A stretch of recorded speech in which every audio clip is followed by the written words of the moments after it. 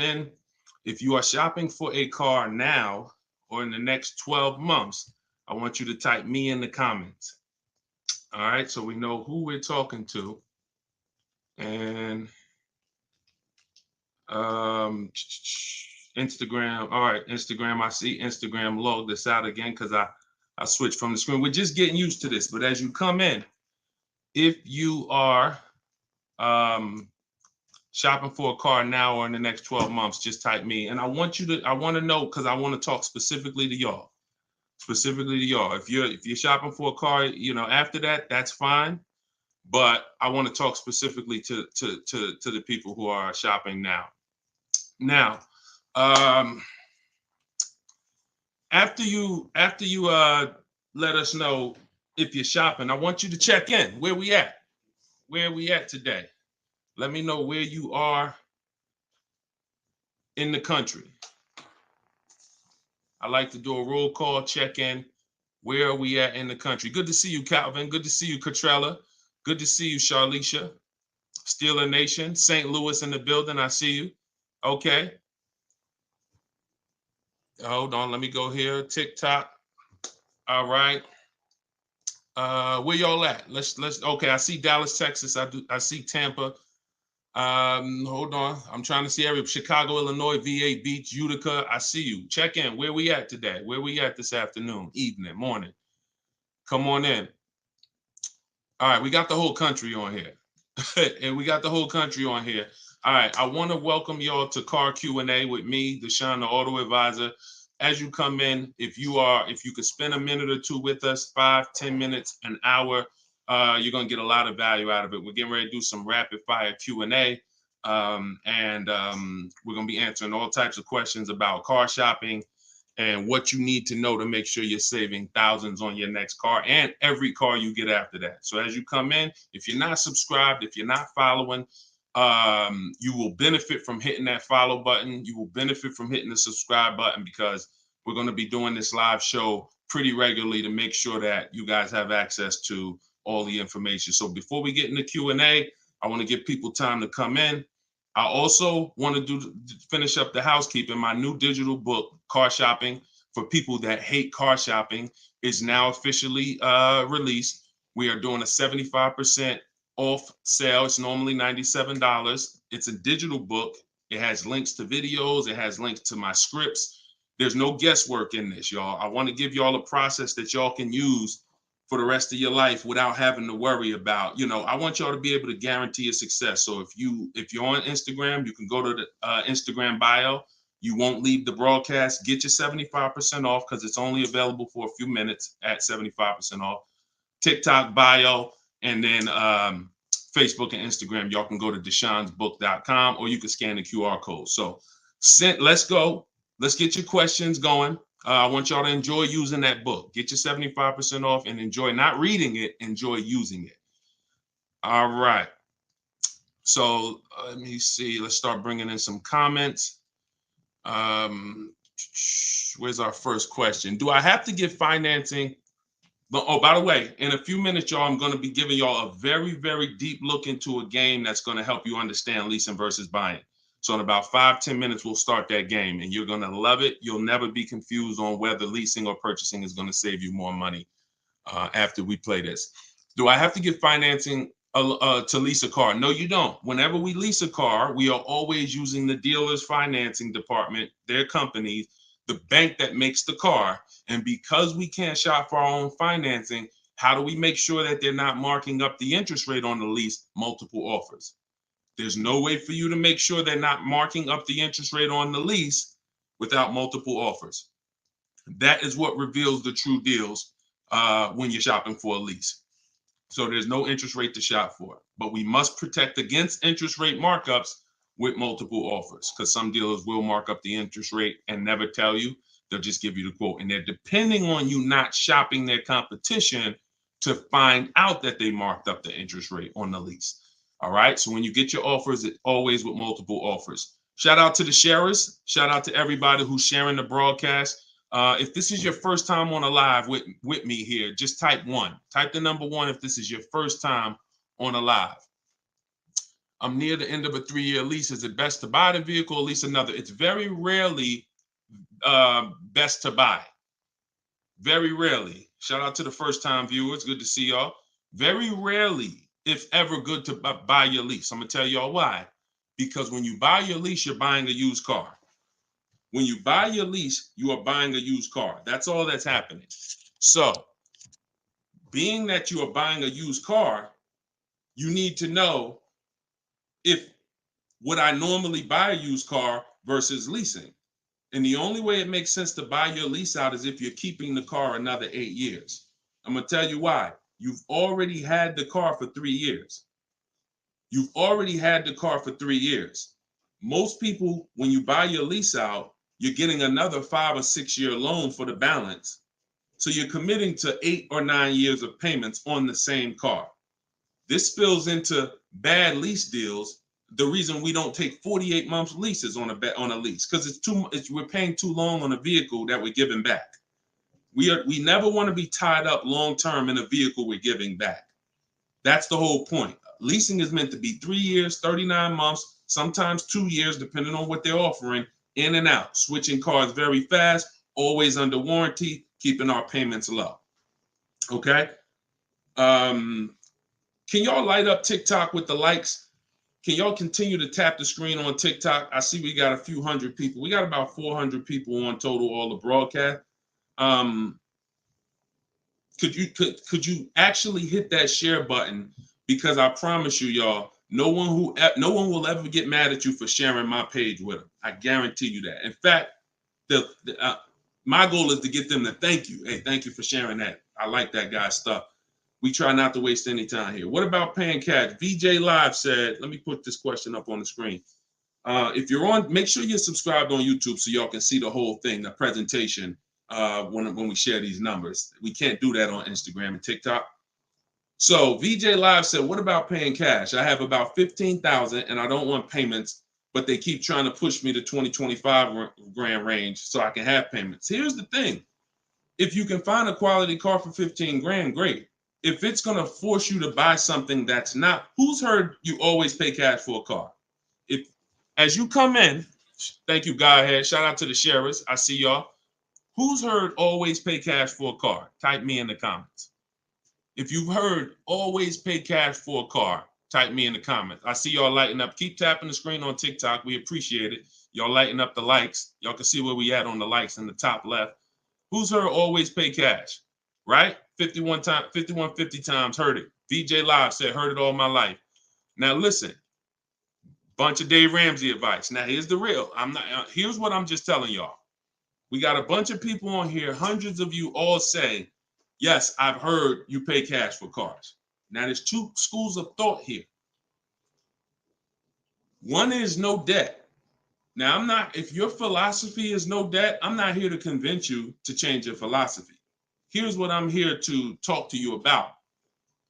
If your philosophy is I want to do what makes the most financial sense, then we'll have that conversation. Because people who could pay cash for cars and don't, they typically are making money on their money.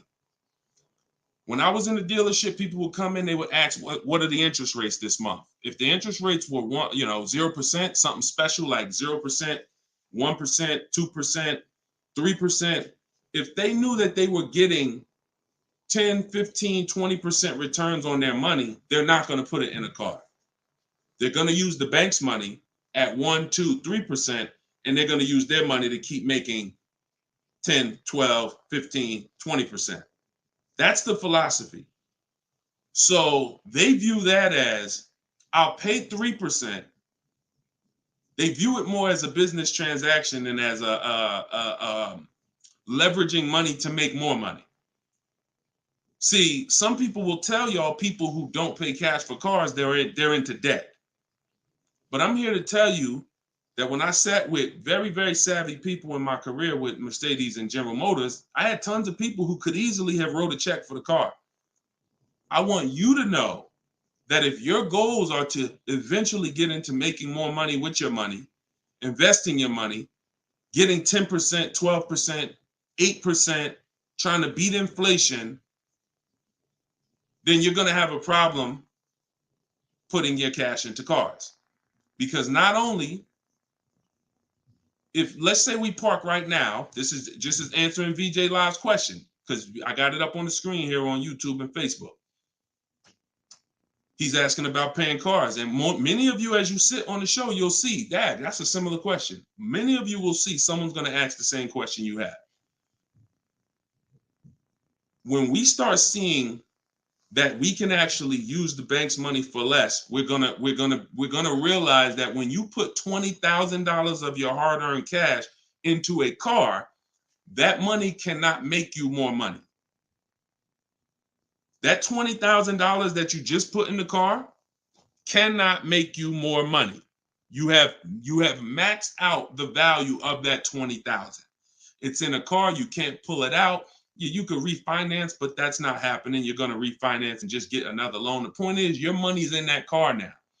So had you had an opportunity to invest that 20 and make 8%, 10%, 6%, 12%, that's what the people who don't pay cash for cars, who are wise, are doing.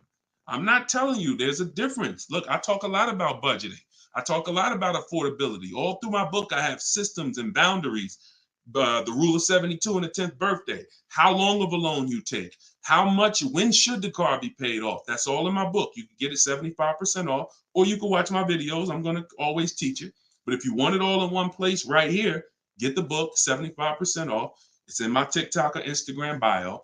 But that's what we got to know. We got to know if we're going to use leverage and use the bank's money, there are extremes of leverage. There is over leverage. And we cannot be over leveraged. That means we're taking a loan that's too much, too long, we just want to borrow to try to afford a car. And you see this a lot with older cars, people buying luxury cars that they really can't afford because, brand new, the car is 80 grand. But if they get a 10-year-old one and they get a 5-year loan, now they're in a 2013 AMG Mercedes with 90,000 miles on it.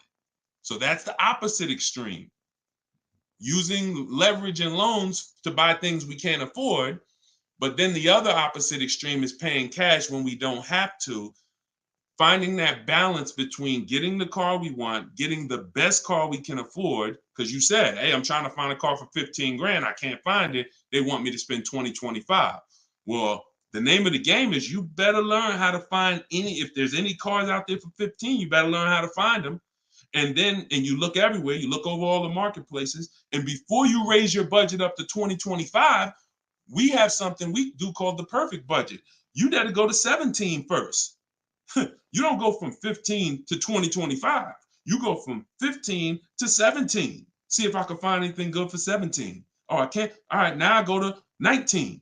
And I have this calculator that's going to help you guys inside the book. It's called the Perfect Budget Calculator. You put in the money you have, you put in what you want your payment to be. It's going to tell you how much car you can buy. You put in your state, so we could have. How many times y'all walk in, right? And you're like, man, I want to spend 25 grand on a car, but you forgot to factor in taxes and the fees. How many times does that happen? Type ouch if you've ever dealt with that.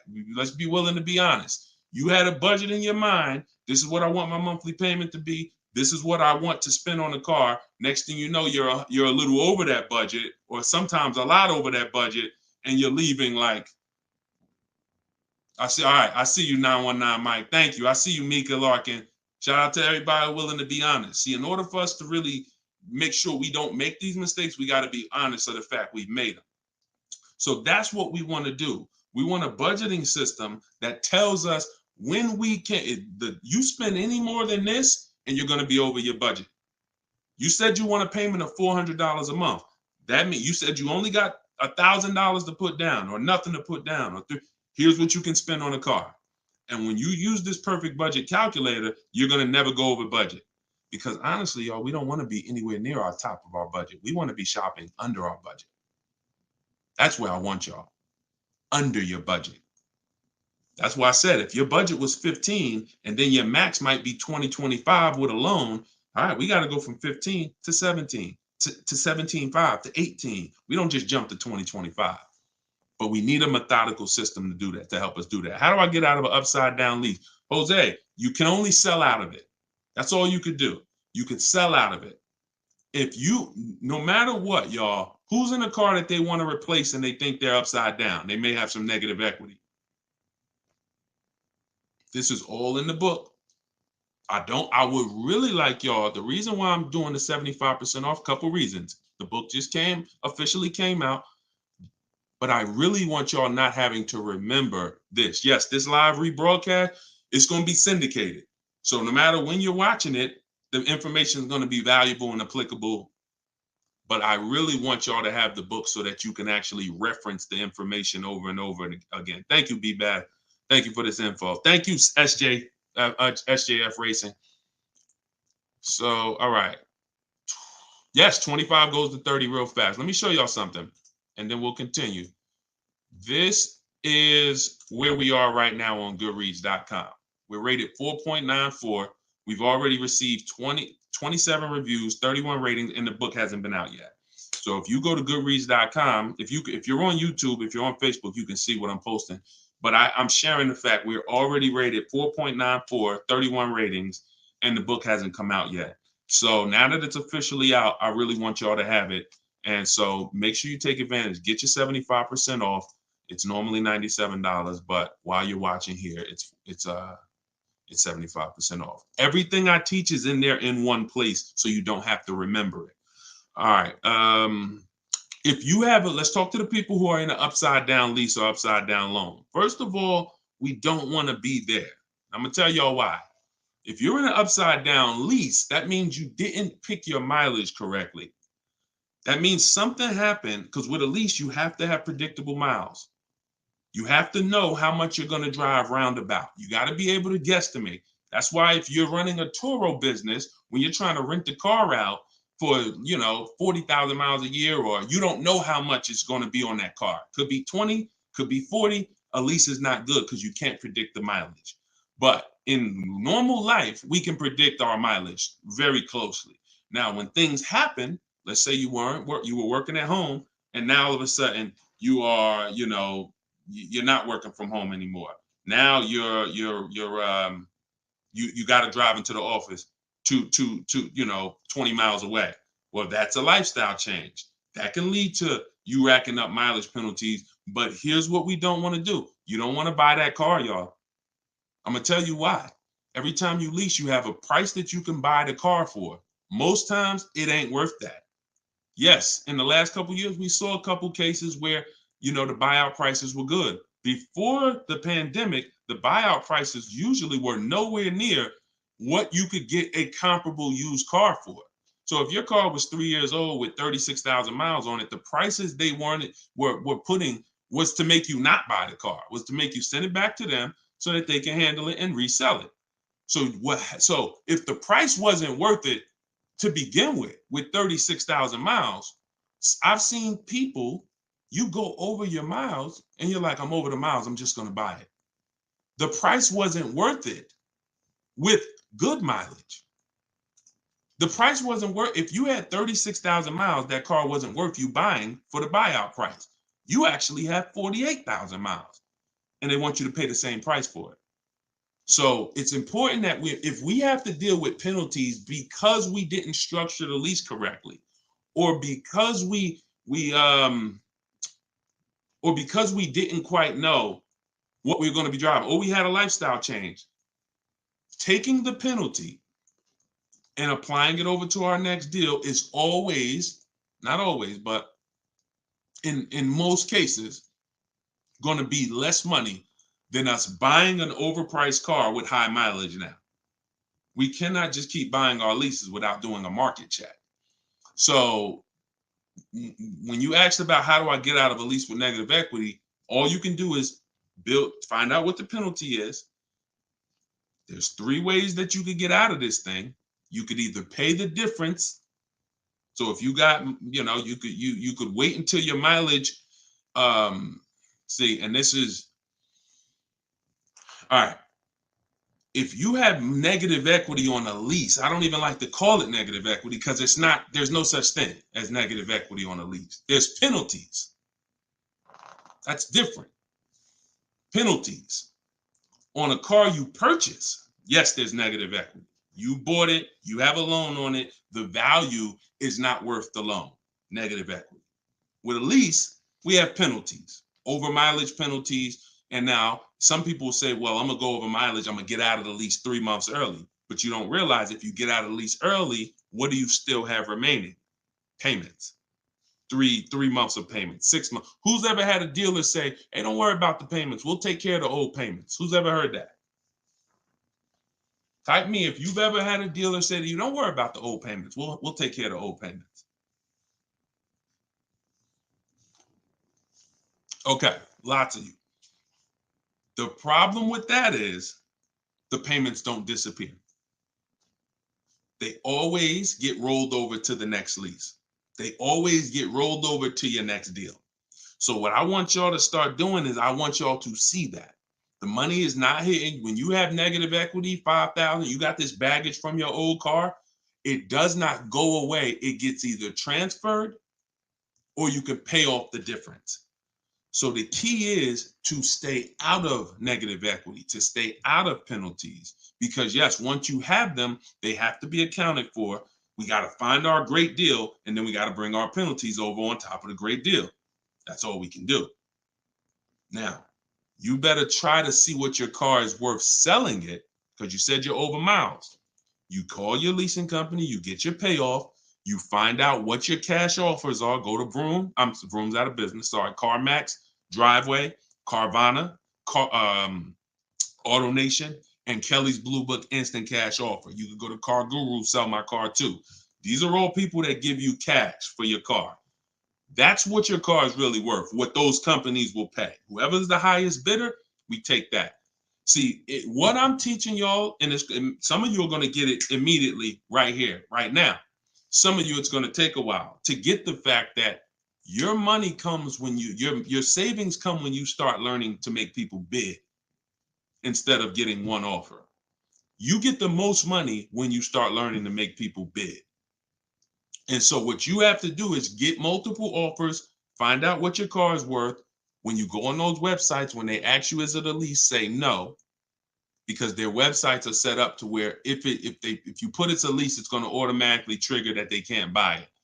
But they can buy it. We've been doing this, y'all. I got hundreds and hundreds of members in Cars from Home University. We shop all around the country. You must put no when you're getting offers for a lease, because their computer is set up to automatically think that it's a third-party restriction and they can't buy it. But when you call your bank, you're going to ask them, do I have a third-party restriction? If they say no, then that means you can sell to anybody. But again, the way these companies are set up, they saw us making all this money on these cars, and the bank said, no, we got to do these third-party restrictions. And there was so many people going to those websites saying, oh, I'm about to sell my lease. And then they would get there, or they would talk to them and they would say, no, we can't buy it because it's a third-party restriction. So they just made their website default to, we don't buy leases, but we do know if you don't have a third-party restriction, they can buy your lease. And it's very important for you to know that. And if you do have a third-party restriction, it doesn't limit the fact you can sell and make money. It limits who you can sell to. When you have a third-party restriction, they say what they're saying is you can only sell your car to a dealer that makes the same brand. You cannot sell to a third party, Carvana, Driveway. You can't sell to them directly. You can only sell to a dealer. So what does that mean? I see y'all lighting up the likes on TikTok. Can y'all keep tapping the screen? Let's keep those likes going up. I see it. I appreciate it. And thank you to everybody sharing.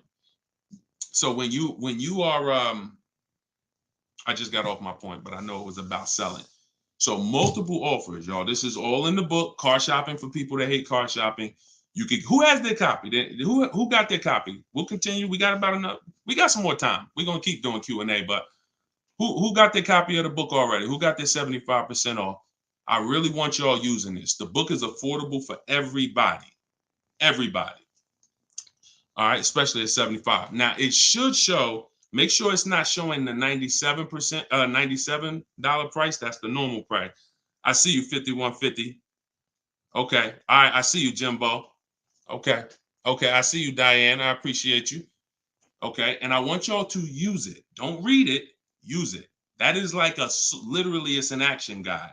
That ain't a book you read and then you have a bunch of things you got to remember.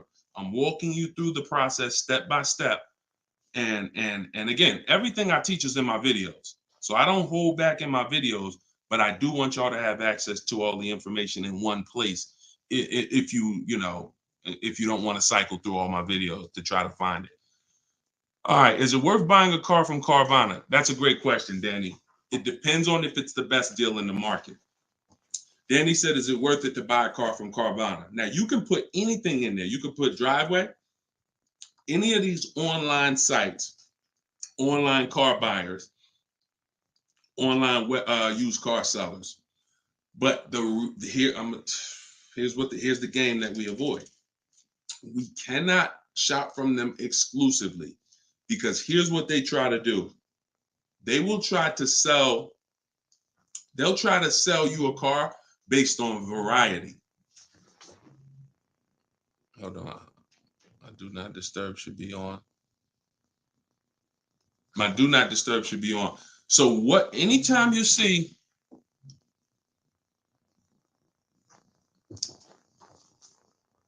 hold on one second. I keep getting a call and I don't know why it always does this. I don't want to lose the people on Instagram. Hold on, Instagram. We got you. All right. We should be back on Instagram now. Okay. So most times, especially when we're selling our cars to these people, you got to realize we sell our cars to Carvana, to Driveway, to all these companies because they pay more than dealers on average. If they're paying more than dealers on average, they're usually not the lowest price. When they're selling the cars, they're usually one of the highest. You can't pay people more than dealers and then turn around and sell for less than dealers. That could be part of the reason why Vroom went out of business. But whenever we shop for a pre-owned car, Carvana is always on the list. Whenever we shop for a pre-owned car, CarMax is always on the list. Driveway is always on the list. Why? Because we shop everywhere there's a used car. You may have been trained to shop local with used cars or to shop I only go to Car Gurus. Then you're missing the stuff that's on cars.com. You're missing the stuff that's on carfax.com. You're missing the stuff that's on Driveway. You're missing the stuff that's on CarMax. So we got it just the same way. If we were buying a baby stroller, we're going to go to Walmart, right? .com. We're going to go to Amazon, right? We're going everywhere, right? That's the same way we got to be when we're shopping for used cars. Carvana is just one marketplace. And unfortunately, there are people who shop from them exclusively because they're like, oh, I just love Carvana. I don't have to go into the dealer. And they don't realize that, one, what I teach you won't be in a dealer more than 30 minutes. And also, if I'm not checking their prices, I'm going to overpay. And I'll literally have I didn't have to go to a dealer, but I got a car in my driveway that I could have got for $5,000 less if I just shopped around the right way. I did just mention Auto Trader. Auto Trader's on our list, Alex. Auto Trader is one of our marketplaces. It's one of the marketplaces we shop on. It's just like a Walmart. It's just like a Amazon.com. Auto Trader is a big one. We definitely don't skip any used car marketplace. Now, we don't use Auto Tempest because Auto Tempest pulls and aggregates some data from other people's websites. They're not their own marketplace, so they can't get all the data. So that's why I don't use them.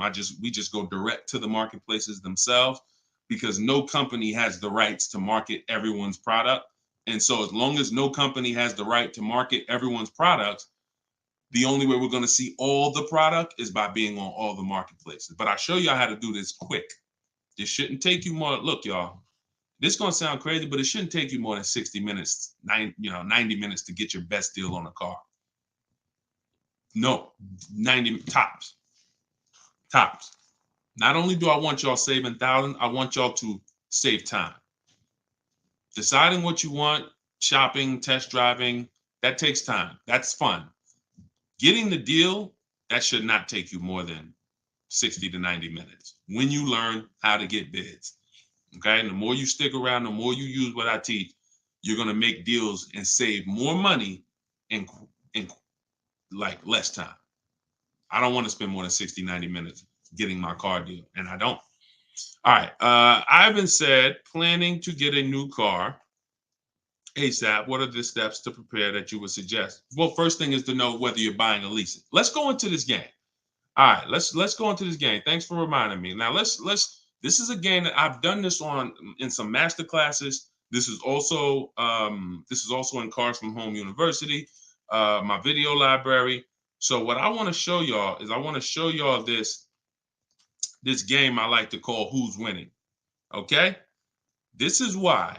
Now listen, we get ready to make some people mad at some people.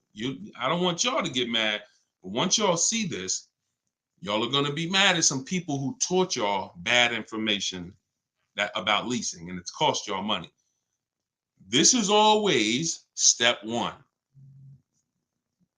Now I'm getting calls from Facebook. How could this is so weird. I don't get how the heck I have my phone on do not disturb and I'm still getting calls. That is so weird to me. Got to figure that out. So bear with us, Instagram. Instagram is always the one that has to bear with us, you know. But all right, so this is what we're doing here. And look, go to YouTube or go to Facebook and watch the rebroadcast. Rob Rue said, "Where do I purchase the book?" Everybody who wants to purchase the book and get the 75% off, if you're on Instagram or TikTok, go to my bio, click the picture of me, go to my bio, you'll see a link, and then you'll see 75% off. Grab it. You won't even leave the broadcast, so you don't have to worry. You'll be right here. You'll still be able to hear me. And then if you're on YouTube, or you can go to deshonsbook.com. If you're on Facebook, go to Deshon's Book, or you can scan the QR code. So what we're about to do, I'm going to ask y'all a question. We're going to go down the road and we're going to compare two different people here. People who buy a car and people who lease. This is step one. Before you think about how much you're getting how much you're going to pay, your budget, any of the things, do I have down payment? Before we think about any of that, I want y'all to know what the most important question is. That's leasing versus buying. So on this screen, I'm comparing a person who leases and got a brand new $40,000 Jeep Grand Cherokee 2024. Now, I want y'all to look at this if you're on Facebook and Instagram. If you're on Facebook or YouTube. This person with a good lease deal is paying $500 a month. $500 a month for a brand new $40,000 car. Now, the person who purchases, some of y'all know every $5,000 on a loan is about $100 per month. So if you're looking at a $40,000 car, you're looking at about $800 per month on a 5-year loan. Now, I got this person in here on a 6-year loan at $675 a month. That's how much this car costs. 6-year loan, 3.99%. $675 per month. Let me ask y'all a question. Looking at this screen, who's winning so far? Two people drive off the lot in a brand new Jeep Grand Cherokee. They have the exact same vehicle. One is white, one is gray. One person's paying $500 a month. They're leasing it. One person's paying $675 to buy it. $675 for 6 years. Who's winning, the lease or the purchase? Put L or P. We're just talking about, literally, we just drove off the dealership. You sitting in this car next to me. We got the same truck. I'm paying $500 a month. You purchased it. You're paying $675. Who's winning? The lease. Exactly. If you're saying purchase, you're missing it. You and me are in the same car. I'm leasing the same car as you for $500 a month. You're paying $675 a month. Same exact car. Who's winning? Exactly. See, Rob, and these are the things where we can't look. There is no, the purchaser is not winning. It's not no. It depends.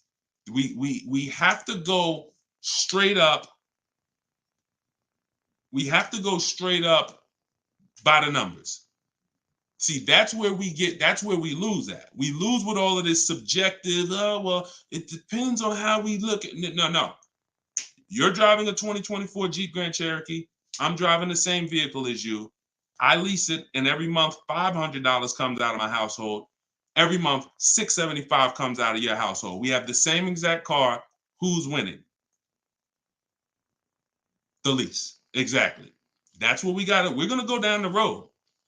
And listen, go subscribe to YouTube. Watch we're gonna syndicate these episodes. So you might be watching the syndication. It doesn't change the value.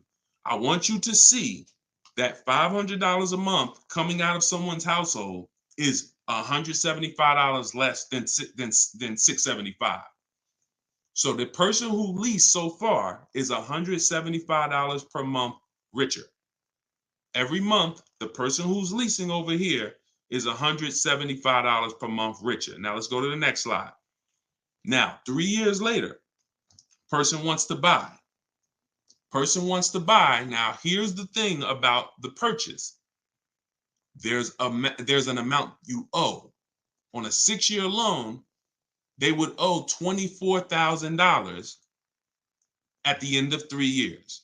I've already done it. You can watch this.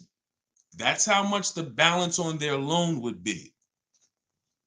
It would be $23,400. So that's the amount they need to break even on the car.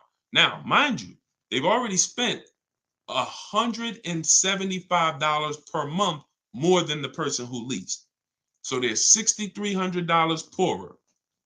You can see they're $6,300 poorer. See, I want y'all to see that everything that you're doing when you're not leasing is trying to catch up to the person who got a great lease deal. Everything from the moment you purchase, you're putting so much money out into the car compared to the people who get great lease deals that now your only goal is to catch up to them. This is why this is step one right here. Go to YouTube, watch it on YouTube so you can get the whole view. So 675, 500. Now, this vehicle, y'all, is 40,000 brand new. What is a 3-year-old vehicle worth? If it was 40,000 brand new, what is it worth after 3 years? 40,000 is a fair estimate 24,000. I tried to look at what I believe a fair estimate is for a 3-year-old vehicle resale value. If we purchase a vehicle for 40,000 in 3 years, when we go to trade it, 36,000 miles, is it fair that vehicle, a fair estimate is about $24,000? You're not getting 28. Let's be honest here. We're not buying a vehicle for 40, coming back and get 28 3 years later. So here's the problem. When we get 20, you're not getting 28. And don't let the last 2-3 years of having high resale values confuse y'all. Don't do that. You will destroy yourself. You don't want to. There is no class, Solomon. There is no class. This is the class. Just tune in and lock in. Like, this is serious financial education that is going to be simple if you just focus on it. If you buy a vehicle for 40, the average that you're going to see that vehicle when you go trade it in is you get about 24 on. That is going to be a good cash resale value. And that's what happens to most people. And as you can see, they still owe, if your vehicle's only worth 23,400. I mean, if your vehicle's only worth 24, but you owe 23,400, you're breaking even. This is nothing. Like, I've already spent so much more than the person leasing. And now when I go to trade my car in, I'm not even able to get enough money to catch up to them. I'm not able to I'm $6,300 behind the person who leased when you purchase, and I'd have to get all that money back to make it worth it to have bought.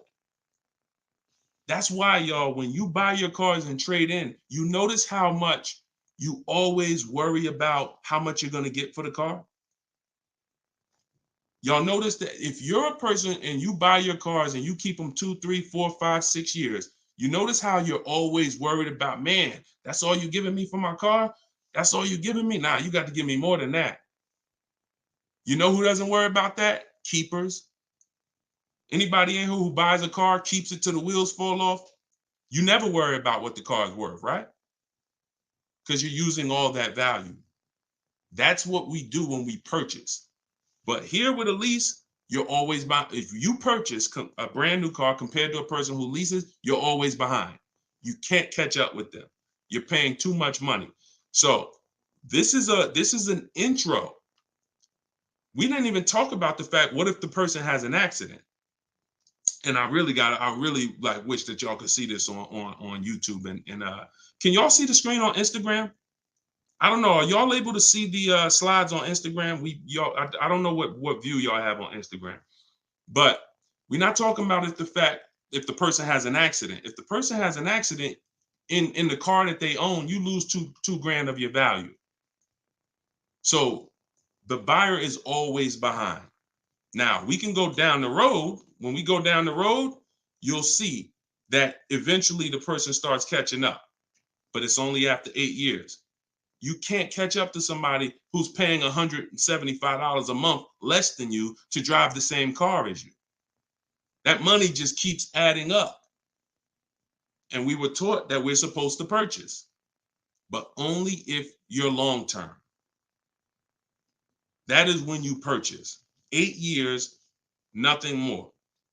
All right, so I got to see how I'll probably try to do this and go deeper when I can get some.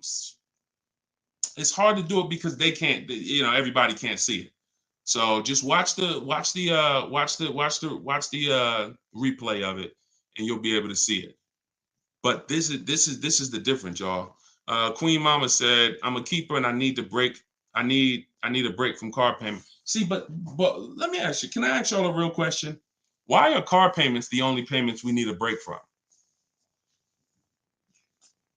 Let me ask y'all a very real question, because car payments we need a break from, but we're okay with cell phone payments.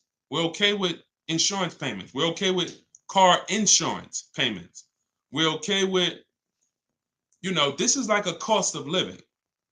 And I don't have a problem when it comes to financially, I want to pay cash for a car, and I'm just going to keep my debt down, and I'm going to make sure that, the interest rates are high right now, so I'm not going to look to borrow. I'm just going to pay cash. That's fine. Paying cash as a savvy move is like, the bank's money is too expensive. I'm not investing. I'm not investing my money in anything. I'm just going to pay cash. But why are car payments the only ones it's the only payment we look and say, well, I want to avoid that. We don't do it with houses. We don't do it with anything else in life.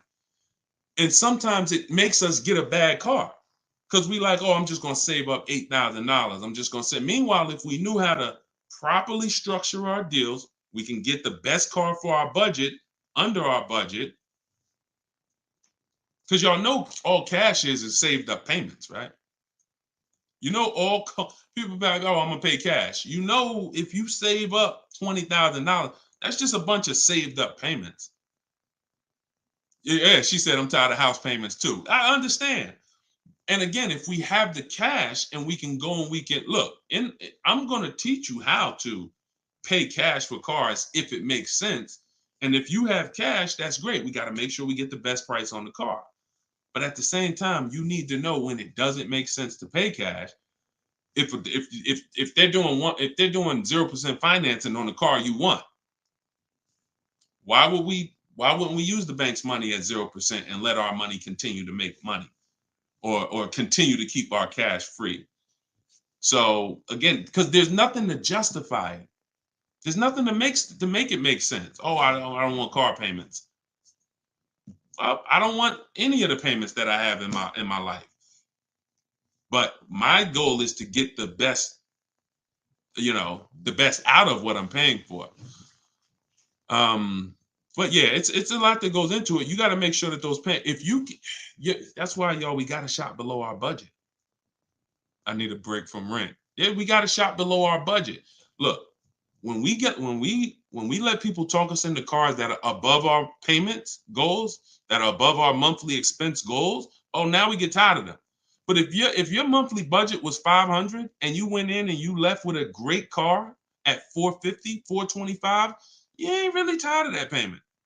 You're tired of the payment, right? Like, you're tired of the payment that's 700 when you really didn't want to go above 650. Now you're like, dang, I'm paying 700 for this car. Dang, I'm getting tired of this. When you're under, you don't get tired when you're under your budget. You get what I'm saying?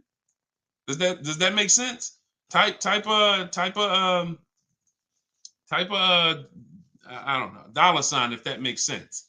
We only get tired of payments when they're over our budget. When they're comfortably within our budget, we're never tired of them.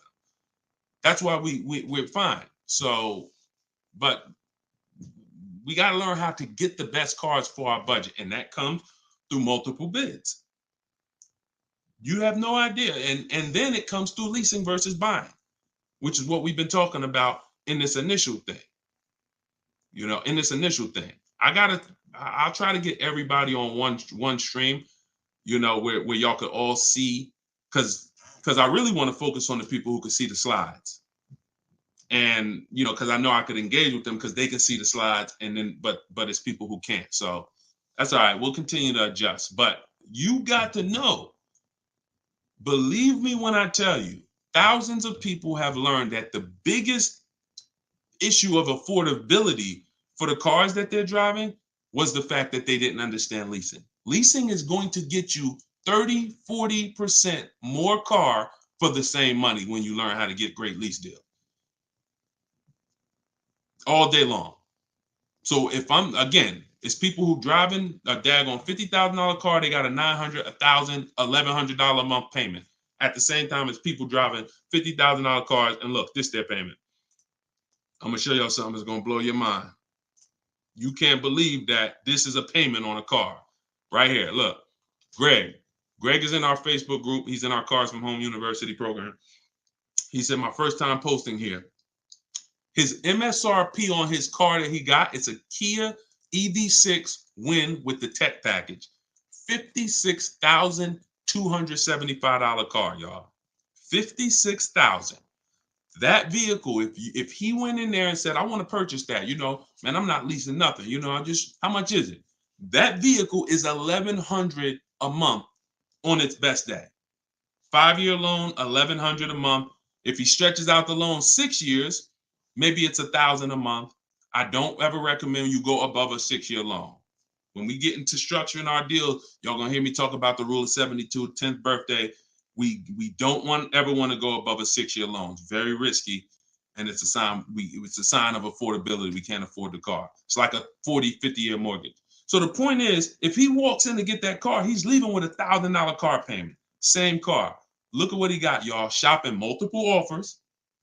The dealer that won the bid, his payment is $527 a month. $527 a month. He gave him first month's payment, and he drove off. He said no other dealer came close. Some people may have shopped that car and said, Deshone, I was shopping a lease for that car. They was telling me it's $800 a month. Absolutely. That's normal, because the overpriced dealers that we don't buy from are going to take their shots. But in order for us to see that, wait, this car is not really $800. The best deal on this car is $527. We have to shop multiple offers. Now, it's not always going to be that dramatic, but I promise y'all, when y'all shop multiple offers, it's going to blow your mind. The best deal to the worst deal is going to be $3,000 to $5,000 different. And you're going to see that some of the dealers that you've trusted the most, that you've been buying from, maybe your family been buying cars from them, some of them may be the ones to take the biggest shot at you. So you have to shop multiple offers. But y'all see how there's no comparison to that deal Greg just got? $527 a month. Another person is driving the exact same vehicle paying $900. This is how, when y'all see these videos of that, people average car payment is $1,000. How? Because they don't understand leasing. They don't understand leasing. Once you understand leasing, you'll understand how these people are getting jammed up and how you may have gotten jammed up in a high car payment for a car that you might feel like, oh, I'm paying way too much money for this car. And then the opposite side is, if we are purchasing, we have to make sure we are getting the best price for the car and we are getting the best interest rate we can get. Does he lease to buy? No, we don't do lease to buys. We don't mix the two. Leasing is its own benefit. That's a great question. Great question. Let me put the banner back up for those of you who want to get the book. See, if you don't want to have to remember all of this, grab your book. My new book is called Car Shopping for People That Hate Car Shopping. It's digital, so you could download it, be literally using it in 2 minutes, and just go to deshonsbook.com. It's 75% off for our launch, and you can get your copy. If you're on Facebook or if you're on Instagram or TikTok, you could go right to my bio. Click the link in my bio, get your copy while it's 75% off. Price goes back up to $97, I think, after 30 minutes. All right, so your payment is over $1,100 now, and look, that means your loan is probably somewhere around 60 grand or more. Depends on how much it depends on what your term was. So if your payment was $1,100 a month, on a 5-year term, that's a $60,000 loan. That's about a $5,500 loan on a 5-year term. So you want to look at other ways to acquire that car. Is there a way that I could have been in this car for less money? Now, watch this, Gigaware, because he's being honest. My payments is $1,100. If you are buying that car and your intention is to keep it, and that means your intention is to keep it for 8+ years, you're going to pay off that car, and then you're going to just, start to catch you. Once you don't have a car payment, you can start to catch up to the person who leased, because the person who leases is always going to have a payment. That's the downside about leasing. There is no opportunity for you to pay off the car, and you don't want to. Again, it's not like when you're not keeping cars long enough, you're getting great lease deals. The goal is not to pay off the car. The goal is to drive the most car I can for the least amount of money. That's the goal with a lease. The goal with a purchase is to now pay off the car and start to now keep the car long enough for the depreciation to cool off. Depreciation is the value that it loses every year. Thank you, Becky. Good to see you as well. Long time. Great to see you. So depreciation is the value the car loses every year. When you buy a brand new car, you lose 20% the first year. Then you lose 15%. Then you lose 15%. Then you lose 12%. Then you lose 10%. And as you keep the car longer, it gets to a point where you're only losing 5% or so a year. But you must keep that car long enough to get to that point. And what many of you have been taught to do, you may have been taught to, man, I buy my cars and then I'm replacing them in 3 years. I'm replacing them in 5 years. Now I'm replacing my cars when they're losing the most value. That's not when you want to replace a car. You now bought the car, it's losing value like crazy for the first 6-7 years. Now, perfect. It's going to cool off now. It's paid off now. Now I can start to recoup some of all that money that I put into that car. But most people don't do that. You may have been taught, I just go and get another car and I start the process all over again. So not only are you never getting to benefit, not only are you always having a payment anyway, you're not getting the benefit from all the money that you're putting into these cars. You're never allowing the depreciation to cool off to where you got no car payment and you just got a car out there and you can stack some of this money up. It just happens all the time. It's an issue of not understanding leasing. Leasing is for short-term people less than 8 years. Purchasing is for long-term people more than 8 years. And don't worry, we'll continue to go deep on this. All in the book. So anyway, anybody who wants to really know this and have it all in one place so they can use it, if you're shopping for a car now or in the next 12 months, you need this stuff right now. You know, I got tons of videos all over all my Facebook pages. But if you want all the information in one spot, get your book at 75% off. Just make sure that it's not showing the $97 price. Whenever you click to the website, make sure it's showing the 75% off price. So you can purchase off the bank loan. I don't know what you mean by that, Skinner. Is it smart to lease and then buy it out? No, see, and again, that's a very common question. Yo, what's the benefit of that? I mean, somewhere along the lines, we heard about leasing to buy. We don't want to, you're only leasing because you don't want to buy the car. You're buying the car because you want to keep it and take care of it for the long run. I see you, Dr. Coop. Congratulations. She said, I got the book. Enjoy it. Use it. Don't read it. Use it. And, I really can't wait to hear your success story. There's no reason.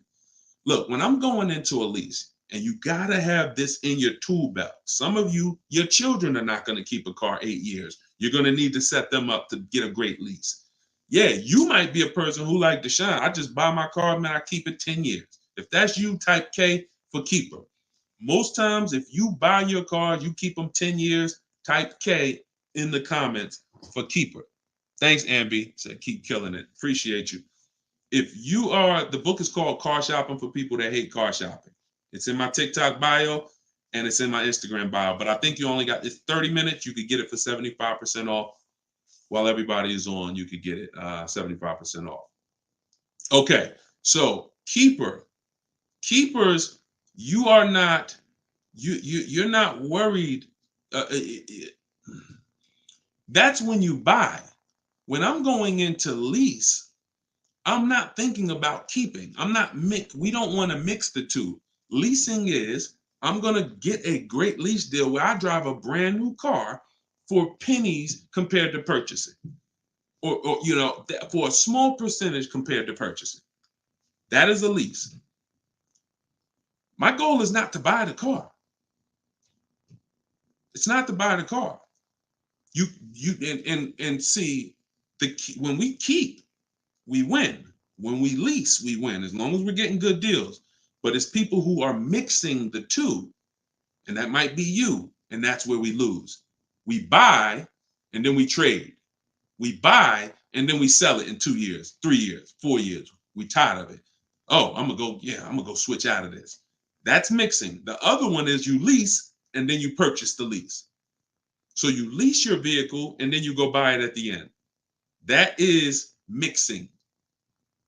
You don't want to mix because the benefits of leasing are laid out. The benefits of purchasing are laid out. Very clear, separate benefits. When you mix the two strategies, you lose the benefits. And again, most people who would tell you they bought their lease, they're buying it with a 5 or 6 year loan when they've already been paying 3 years to lease it. The lease is 3 years. The loan is 5 years. That's 8 years. And I'm going to tell y'all how this happened. How I figured out this was so bad, I'm going to be honest with y'all. I was in the dealership one day. Somebody comes in. They're like, hey, I want to replace my car. So I go out and I look at the car. I ask them what they owe. No, I don't think I asked them what they owe. They come to the dealership. They say, yeah, I got a car out there. I want to trade it in for a new car. And I'm like, okay, that's pretty normal. Let's take a look. Here's what happens. I say, what year is it? And they'll say, well, it's a 2018. I'm just using like a real example. Like they say, oh, it's a 2018. Now I'll ask them, how long have you had it? And they'll say, well, I bought it brand new. So I've had it 5 years, 6 years. Now, follow me, y'all. Everybody on here, I want your opinion on this. Person comes up and says they've had a car for 6 years. They bought it brand new. They've been paying on that car for 6 years. Don't you think that car should be paid off by now or almost paid off? Yes or yes. Type Y if you understand. Person bought it 6 years ago. You go out and I'm like, okay, mister, how long have you had it? They're like, I've had it for 6 years. So I'm like, okay, perfect. Everybody's saying yes. So this is what I'm thinking. This is how I found out buying your lease was a bad idea for most people, if not all. So I go and I say, okay, great. I see you're here trading. Now, in my mind, I'm already trained to talk to him about leasing because, thank you, Brent. I know you're here trading this car in 6 years. I want to show you what leasing looks like, and you're going to love that a lot better. You're not going to need this down payment. I'm going to be able to give you a check back for this equity in this car you got here. It's going to be all good. And I've helped some people do that. They come in and I show them the lease, and I'm like, you know, you keep just trading your cars, but if you lease, here's what, boom, that you could do. And then I'll give you this, you know, you get a big check back for your balance of your old car, all of that. So this is when it works, it's beautiful. But when it doesn't work, this is what it looks like. I'm like, I run in and I'm like, okay, your car is worth about $15,000. Instagram just logged me out. Instagram just logged me out of nowhere. I don't know what happened. Let's see if I could go back. All right. So now when it doesn't work, so I go out and I find, you know, the used car manager may tell me this car is worth 15,000, and I'm like, okay, perfect. It's probably paid off. Great. He's gonna get like a check back for like almost all that, and then he's gonna have a low payment. He's gonna love it. So I find out when I call the bank, I say how much you owe. He says, well, I don't really know. I call the bank. I'm like, okay, I'm calling for Mr. Jones' payoff on his, you know, such and such car. And the bank says, okay, yes, the payoff is $15,000. I'm like, wait, 15,000? How could he still owe 15,000? This doesn't make sense. I look at him and I say, the bank is saying you still owe 15,000 on the car. And I'm like, he's like, yeah, okay, yeah, I didn't know how much I had owed. I said, wait a minute. Didn't you tell me that you had this car since it was new? Yeah, and you told me you had it for 6 years? Yeah. How do you still owe? And he said, oh, I leased it first, though. What I did was I leased it for 3 years, and then I had bought it at the end. And I'm like, there we go. That's the problem. You leased it for 3 years. Most people, when they're buying their lease, they're going to put a 6-year loan on it, which means 6 years later, from the day you bought it, from the day you originally leased it, 6 years later, you've been making payments and you still have 2 more years of payments left. That's actually, I'm wrong. That's 9, 3 years of payments left. Happens all the time. So I literally, y'all, smart people on here, you'd never take a 9-year loan, right? Type never.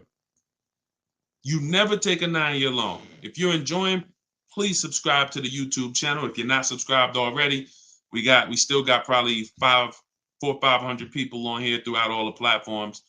If you, whatever platform you're on, make sure you're following us, because this is the stuff we do. You would never, right? You would never take a 9-year loan.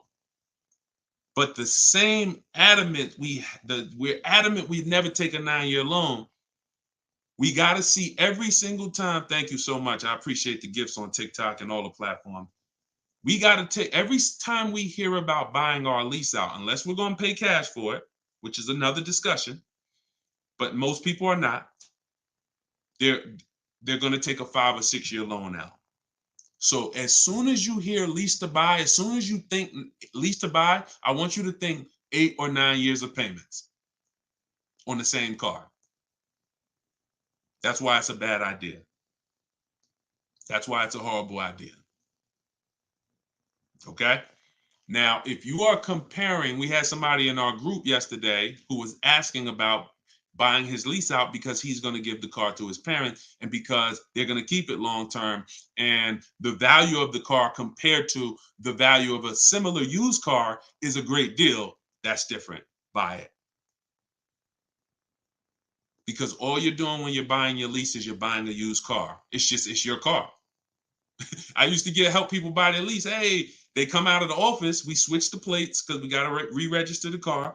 And I'm like, okay, so how was it? Now, they just signed up for a 5-year loan, 6-year loan on a car that they've already been in for 3 years. They're not really excited about it. You know, I've had the car for 3 years. At least when you go buy a used car, you're excited about it. You're excited. Oh, nice. It's new to me. But when you buy your lease out, you're not really excited. Thank you, man. Y'all going crazy with these gifts and everything. I appreciate it. So these are the things, like what I want y'all to have, as long as you stick with me and you learn what I teach, you're going to have clear boundaries that you operate in that always protect you. That's the name of the game. There's clear things I do. There's clear things I don't do. I know I have rules. I have boundaries. And what I want y'all to get familiar with is the 8-year rule. The 8-year rule is the first rule. It says if you're not keeping your car 8 years, you should not be buying it. You can't outlive the depreciation. You cannot outlive the depreciation compared to someone who purchases. Now, it's too much to go deep on right now. We'll go deep because I know some people thinking, oh, Deshone, but if I pay cash for a brand new car, I'll pay less overall. Yeah, but if you pay cash for a brand new car, you're still laying out all the money. You're still laying out all the money and you're still trying to get that back. You're still, oh, I paid 30 grand, 40 grand, 50 grand. Do you understand that a person who leases that same car, what would you rather be? Big dog who thinks you're big dog because you're going to write a $50,000 check, or a person who comes in and says, I'm going to get that car for $500 a month. Do I want 50 grand coming out of my bank account going into a car, or do I want $500 every month? It's much more, it's a much more pleasant feeling to give a bank $500 every month to drive their $40,000 car than it is to say, okay, you want this $40,000 car, then you come give us a check for the whole amount and the taxes and everything. Now I'm taking the check out, boom. And again, there are situations where that's right, but I want you may have been somebody who's like, yeah, but I don't think it's right for me. And that's okay. That's okay. I'm not one of these people that's going to make y'all feel like you are wrong by using leverage and learning how to creatively acquire cars where it's a little bit of money coming out of your bank account every month versus what people have told y'all and how you should be buying cars. Thoughts about leasing luxury vehicles. It doesn't change, Dr. Doctober. That's a great question. He said, what are your thoughts about leasing luxury cars? Same principle, 8-year rule. I don't care whether you're leasing a G-Wagon, whether it's a Bentley you're looking at, whether you're looking at a Toyota Corolla, the 8-year rule is what applies. Because the 8-year rule takes into account the depreciation. If you look and say, that's a car I'm keeping for 8 years or more, you buy it. If that's a car you're not keeping 8 years, you're going to see you'll pay thousands less and drive a better car leasing it, even if you try to buy it used. So I'll need more than one broadcast to really go deep on this. I'm just getting familiar with how to use all of these tools where I can show you all stuff. But we'll continue to go deep on this. This is not a subject. If you've gotten years and years of bad advice, it's not always. Some of you get a breakthrough immediately, and some of you it takes more time because again, it's been beaten to your head, and people with loud voices who shout tell you this is what you do, or you never do this, or you always do it like this. You know, like who's heard somebody say never buy a used car? I mean, never buy a new car, always buy used. Who's heard that? Type of U for used. If you were taught you always get a used car, you should never get a new car. Who's taught that? And we got a couple more minutes. We'll stay on. We'll do some more questions. As long as y'all continue to share the broadcast and continue to stay tuned in, I see we still got hundreds of people on. Then we'll continue. All right, now let me tell y'all how. See. You either have to teach something that works for everybody, or what you teach will mess people up. If somebody says to y'all, every single one of you should be buying used cars, because that's what they'll say. Never buy a new car. Everybody on here should be buying a used car. So that means you think everybody in the country should be buying used cars, right? Yeah, absolutely. Nobody should buy a new car. Nobody in this whole country should buy a new car. Like, no, always buy a used car. Okay, perfect. So let's just say if you had your wish, everybody in the country will be buying used cars, right? Because that'd be better for them, right? Yes, if I had my wish, everybody would be buying used cars. Then here's my question. How do they become used cars then? How do they become used cars if everyone is buying used cars? I want y'all to think about this. If you had your wish, you could snap your finger, Mr. Financial Advisor, whatever you teach. How could everyone buy used cars? It's impossible. The cars come in new. They don't just, so if everybody was buying used cars, what's happening to the new cars? They're just sitting there. And then, so that's not a practical solution. How do we acquire? Who should be buying brand new cars? People who are going to lease them, and people who are buying new cars, who want to purchase, keep long term, and you could afford new. That's only if some people say, Deshone, I want to buy. I'm not leasing, I want to buy. I keep my car, but should I buy new or pre-owned? That depends on budget. That depends on, unless you want one specific from a year, sometimes it'd be like, oh, I want this special year. But if it's a case of, you know what, I could afford both. Should I buy new? Should I buy pre-owned? That's a matter of budget and preference. If I could afford a new one and I can keep it long enough to outlive the depreciation, then I'll buy new. But if I can't afford to get a quality vehicle for my budget, then I'll buy pre-owned. And some people want to treat themselves. Some people like, I only get a new car every 10 years, Deshone. I'm going to get something new. That's fine. That's fine. As long as it's long term, because time heals all wounds. We killing the likes on TikTok too. I appreciate everybody tapping the screen. Y'all still running the likes up. Appreciate it.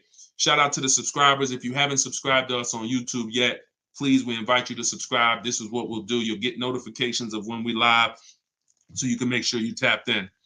I see you, Barbara. She said, I just bought the book. I appreciate everybody who got the book at 75% off. This is the launch. I'm excited. As y'all saw earlier in the broadcast, we're already rated 4.94 on Goodreads.com. We got 31 reviews. That book, Car Shopping for People That Hate Car Shopping, has been really changing people's lives and the way they shop. It's a tool. It's not something you read. It's something you use. So get your copy at deshonesbook.com, 75% off, or you can scan the QR code, or if you're on Instagram or TikTok, just go to my bio. And as long as you're seeing this, you still should be able to get it at the 75% off price. And it's immediate download. So, and you'll see as you read it, there's a reason I had to make it a digital book. I couldn't print it because it links to videos, it links to docs, I got scripts that it links to.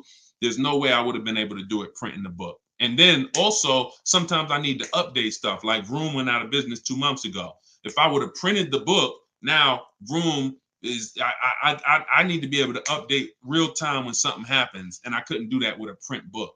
I didn't want thousands of print books out there, and then something changes, and now I got to tell people, oh no, you got to get volume 2 now. You know what I'm saying? Thanks, Angelina. All right, so Dr. Coop says, I have a paid off Toyota. I don't want to trade it. Should I have a down payment? You don't need, look, if you can find a deal on the vehicle you want below your budget with no down payment, then do it. You said you have a paid off Toyota. You don't want to trade it in. Now, here's what I ask people. You put the vehicle to use, because if you're going to go and get another vehicle, then you're going to be paying for that vehicle. You don't really want, the only people I recommend have an extra vehicle is if you're a high mileage driver. Who's a high mileage driver? You're driving over 20,000 miles a year. Over 20,000 a year, type HM for high mileage. These are the only people that it benefits you having a paid off car like this. So sometimes it's worth it to buy your car, pay off the first car. And here's what I like. All right, so we got a lot of high mileage drivers watching right now. So I have a strategy in the book, and what you'll hear me talk about is really 2 routes for high mileage drivers, so that y'all can stop having all this negative equity when you come in to replace your vehicles. What typically happens with high mileage drivers, and the reason I suggest to them 2 cars, 1 car payment, is because they're putting so many miles on their vehicle, but your loan is a normal loan. Your loan is a 5-year loan or a 6-year loan. Those loans are made to go down for the normal or average driver. And even the average driver is going to have negative equity on these loans in the short term. So when you are destroying the value of your car because you're putting 20,000, 30,000 miles a year on it, it's going from being worth 20 grand one year to now it's worth 12 grand the next year because you put 30,000. You're destroying the value of it, but the loan that's attached to it is not moving. This is the indicator that the loan and the purchase price or the value of the asset is totally unrelated. They're unrelated. They don't matter.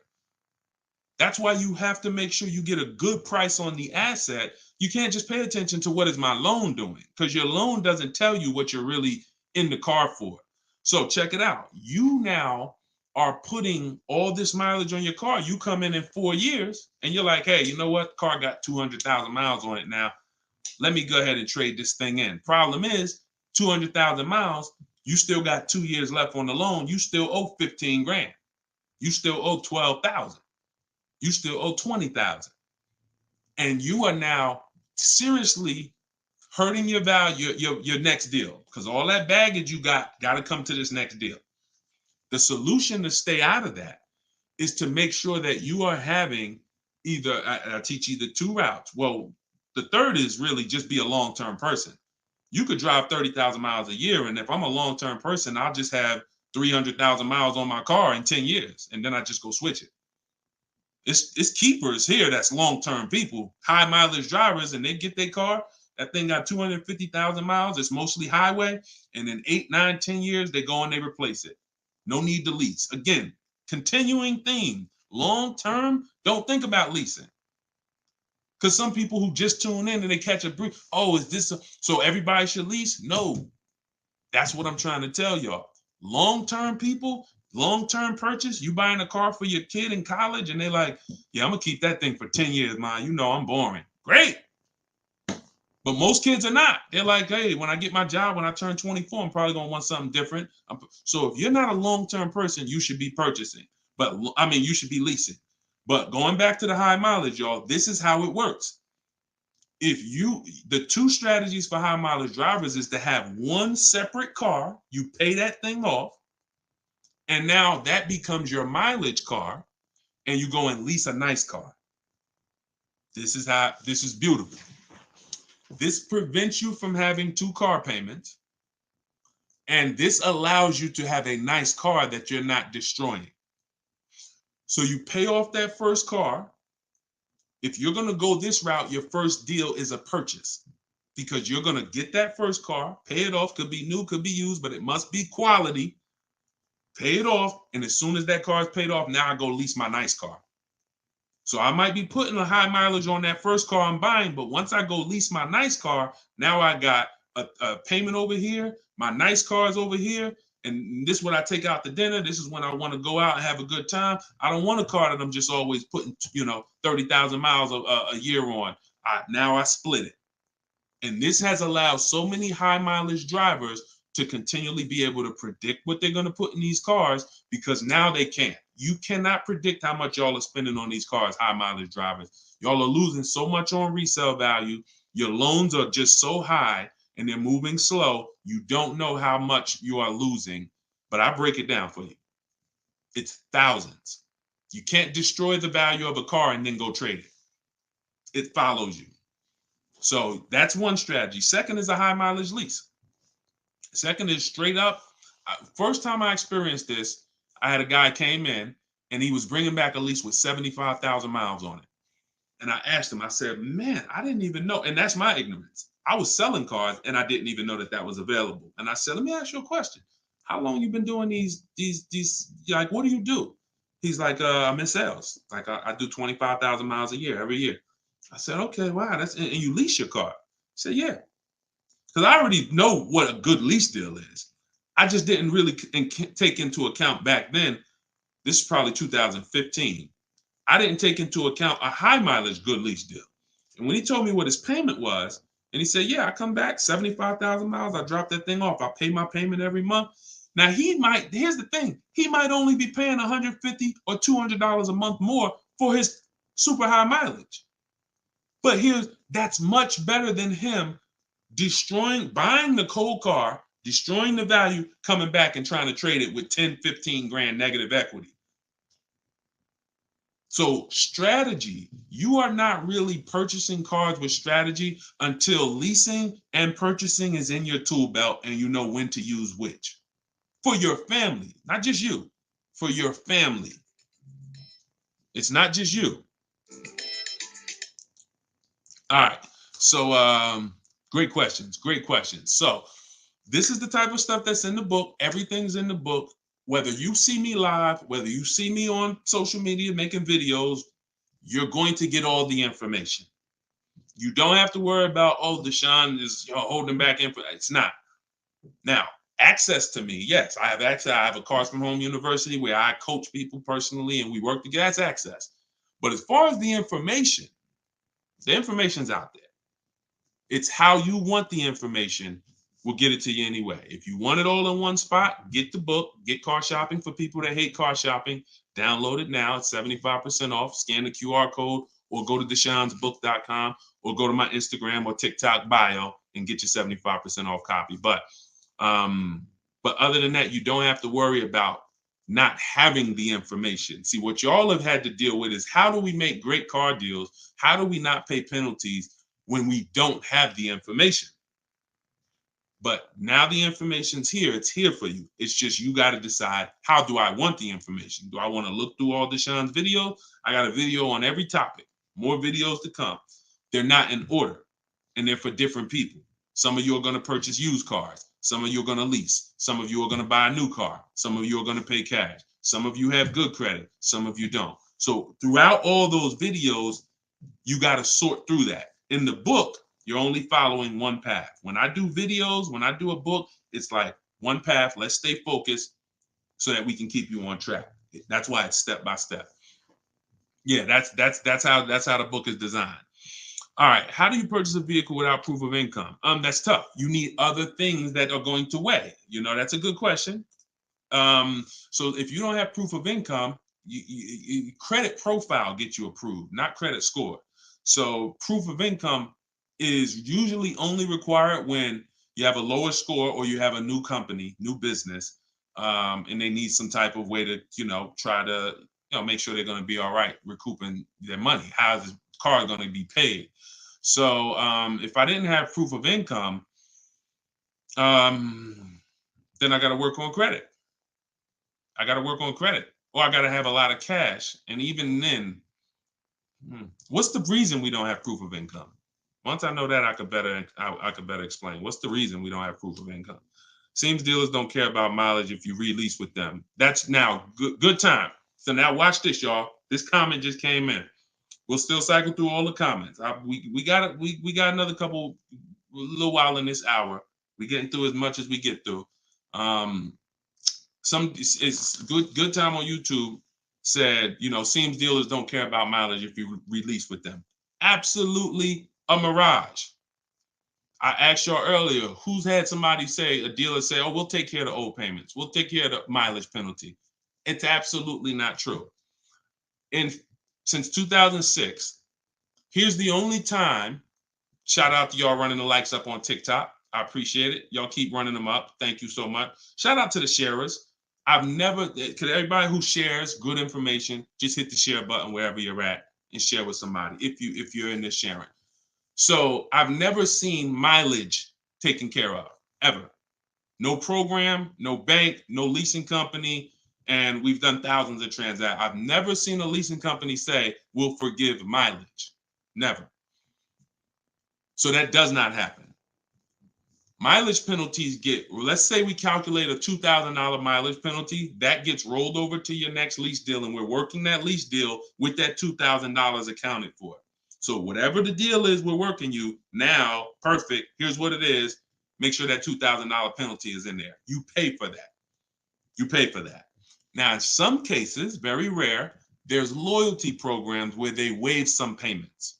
Mercedes used to have this. It's since gone away, and they didn't have it on every vehicle. They didn't run it every month, where if you lease another Mercedes, we'll cover 3 of your old payments. So you could get out 3 months early, no penalty, but it had to be waived.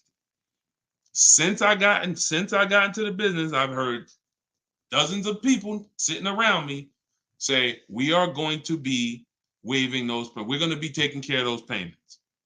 Mm-mm. Are you waiving the payments? Oh, what do you mean by that? Are you waiving the payments? See that, and we when you ask them that question, I don't want you to even go in looking to get out early. I'd rather you know what your deal is, so you can shop from home the way I teach, where no one has to reveal that information to you. No one is. If you got the right strategy, you're never putting yourself in a position where someone can lie to you without you knowing it. So if you go in the old way and you go into one dealer and say, hey, I'm looking to get my, new lease and I got like penalties, and they'll say, okay, we'll take care of it. That's putting yourself in position to be lied to. Oh, we took care of that. We built in the payment. Yeah, all the payments are taken care of. This is your new payment. Mm-mm. When we shop, when we take control of our deal, that's not something someone's telling us. That's something we already know. Because when we're over on mileage, we always want to see how much can we sell the car for. I was over mileage on my Jeep, sold it, still made money. Still made money. There's plenty of people who go over on their mileage and can still sell their lease and make a lot of money. Even if they break even, they avoid the penalty. So first is always to do our equity assessment and see how much we can sell the car for. And if we can sell it, we avoid the penalty. And then we're choosing payments. Do we get out early? Do we make the payment? You see, when getting out of your lease early, unless you sell the vehicle, y'all, you can't get out of your lease early. You're breaking a contract. So I don't want y'all I don't want y'all using language or comfortable with language that cost you money, because you've heard people say this for years. Oh, I'm just going to get out of this. No, you're going to get out of it and you're going to pay penalties for that. So because they've taught us, or you've been taught, oh, you can get out, no problem. You call the dealership, hey, you know what, y'all? I bought so many cars from y'all. I know I'm supposed to keep this lease for how many years? It's supposed to be 3 years, Mrs. Johnson. Okay, yeah, but I think I'm ready for something new already. All right, well, when can you come in, Miss Johnson? See, they're never going to say, just so you know, Miss Johnson, if you break the lease, the penalty is going to be, pretty significant, because you contracted for 3 years and now you're getting out. So we're going to have to roll over probably about $3,000 or $4,000 or $5,000 to your new lease. So no, they'll just come in, get you in, and all right, here's your new payment, Miss Johnson. You don't realize that I'm paying $100 more for this car than I could have been paying if I just waited. But because you've been taught to be a payment shopper, it doesn't matter to you. But somebody who's financially savvy, who's like, man, I don't want that extra $100 coming out of my house for the same vehicle. You're not going to do this.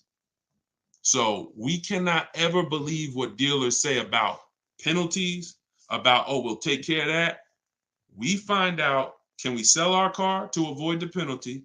Or if I can't, I either got to pay the payments and get out earlier, or I'm going to stay in it and just take the mileage penalty. That's not a bad idea most times, y'all. Sometimes people will call and say, yo, I'm going over mileage. And I say, okay, well, based on how you're going over, you'll only be over by like 2,000 miles. That's only $500. Oh, I thought it was going to be more than that. Nah, you're going to be over by 2,000 miles. Just, wait till the end. And then when you get your new car, build that 500 into the deal, and that's it. Or just pay the $500. Because very rarely are people, oh, I was supposed to drive 36,000 and I'm doing 100. That's just, wait, something went wrong here. What the heck happened? I can see you were supposed to do 36 and you did 40. You're supposed to do 36,000 miles, you did even 45. Maybe you got a different job. But I mean, how we have to structure our leases right, so that if you know you're a high mileage driver and you take a 10,000 mile a year lease, shame on you. Like, we can't do that. We can't do that. We can, and then some people, oh, I'll just buy it at the end. You're killing yourself. You're killing yourself. The residual value, you're going to put a ridiculous amount of money on those, or a ridiculous amount of mileage on that car, and you're going to buy it in 3 years with 90,000 miles on it for the same buyout price that was estimated from your 10,000 mile a year lease. They estimated this buyout price is for a person who brings the car back with 30,000 miles on it. Here's the price. And then you bring it back with 90 and you pay the same price. Oh, I'm just going to buy it because I went over on the miles. No, killing yourself. You're realizing the loss. So again, this is why we want to be in your life. This is why I'm doing my best to be in your life so that you can avoid these things. Anybody who really wants to have somebody, like we're set up. We've been doing this for 3 years as far as a company, providing education. So, I mean, whether it's hundreds, thousands, dozens, we're set up to make sure that everybody who wants to protect themselves and get the best deals are able to do it. Paula, got my book. Phenomenal. Use it. Everybody that got the book, thank you. I appreciate you, brother. I thank you so much, Lord. I appreciate you. We're going to be doing these lives regularly. I think, this is the best format. I like to come and interact and really answer questions and really show y'all, why I want you to start treating cars, buying cars and leasing cars, getting cars like buying small houses. Most people treat getting cars like going to Walmart and getting a TV, big screen. You come back home and you're like, man, it's like you get an itch, but you get an itch for a $30,000 decision or a $10,000 decision. When you start planning out your car purchases the way I'm going to show you, and you go in with a system and a strategy, the way that's taught in my book is 7 steps. First step is deciding whether you lease or buy. 7th step is delivery. So by the time you get to step 7 in my book, by the time you get to step 7 of what I teach, you should be picking up your car or it should be being delivered to you. So it's not about learning and reading and then, okay, Deshone, I just read everything. I just learned everything. I just watched all the videos. Now I'm ready to go get my car. No, we're going to you learn by doing. And if I teach you a different way to shop, different things to do, by the time you get your car, you're going to be like, oh, I didn't need Deshone to tell me what to do step 1 through 7. I just needed him to tell me this is step 1, do that. And then when I'm done, I come back. Okay, Deshone, I did step 1. What's step 2? Here's step 2. Do this now. Okay, perfect. Let me go on these websites, do step 2. Perfect. Just did step 2, Deshone. Perfect. Here's step 3. Do this. And we found that has been able to guarantee success for so many people. And that's how they're able to get the same deals that I get. Like this is this lady right here, this young lady, like Taupe. She got a BMW $54,750 BMW, putting dealers against each other. She got it for $690 a month. She got the protection plan and raised it up. Her payment on that BMW. Now, mind you, if you can see on YouTube, if you can see on Facebook, you can see this slide. $690 a month. People are paying for that $54,000 BMW. People are paying $1,100 a month. To go in and purchase that car, $54,000 is $1,100 a month with no money down because she didn't do any money down. $690. You see what I'm saying? Some of you might be looking, and quite honestly, some people may watch it because we're going to syndicate this. Whether you're watching this live or in syndication, doesn't change the value. You might be driving that same car, and you might be looking and saying, "Yo, I'm paying $1,000 a month for that car. She's paying $690. I put $8,000 down. She put no money down. We can't compare. You think Dave Ramsey, God forbid, and look, shout out to Dave Ramsey. I love what he teaches in terms of financial literacy. I love that he teaches people to invest and build for retirement and make sure I love that.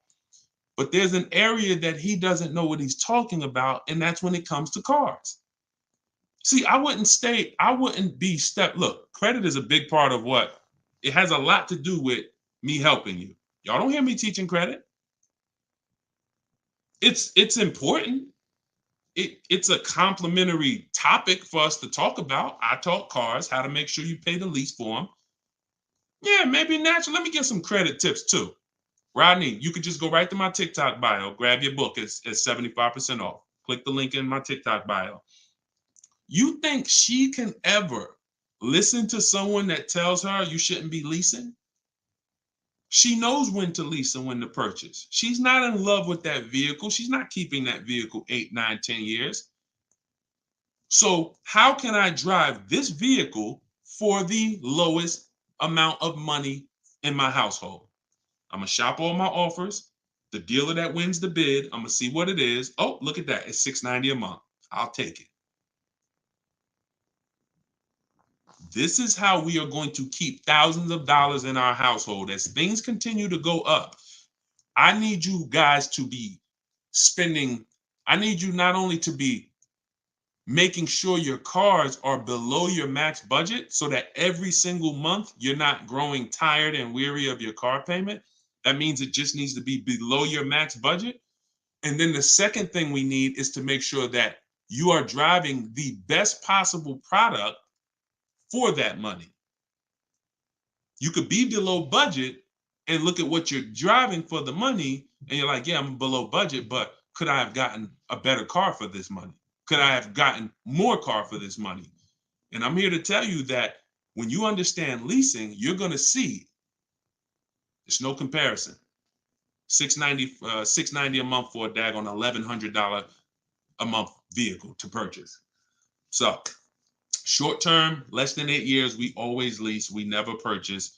Now, in another episode, when we start talking about, in another segment, we'll talk about overpriced leases because every lease is not equal.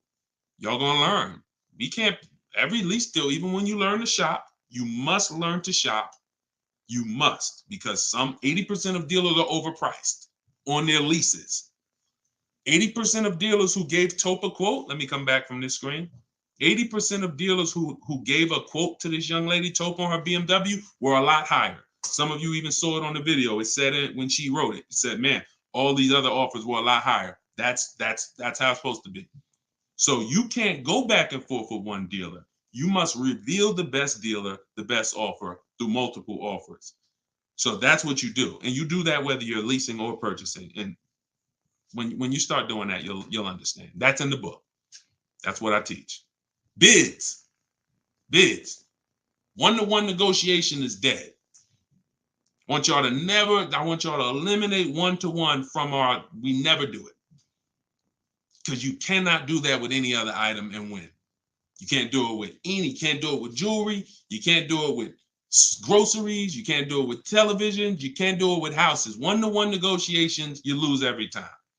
You must see multiple options, multiple offers, and then we pick the best one. And what you see is that's gonna be done with loans we get, cars we buy, and cars that we sell. We don't trade. So, all right, yeah, this has been great. I need her contact. I don't know what you, I guess y'all having a conversation. I didn't know what y'all needed contact-wise. All right, let's see. Is buying and selling a car a good hustle? I'm not really teaching people how to buy and sell cars because,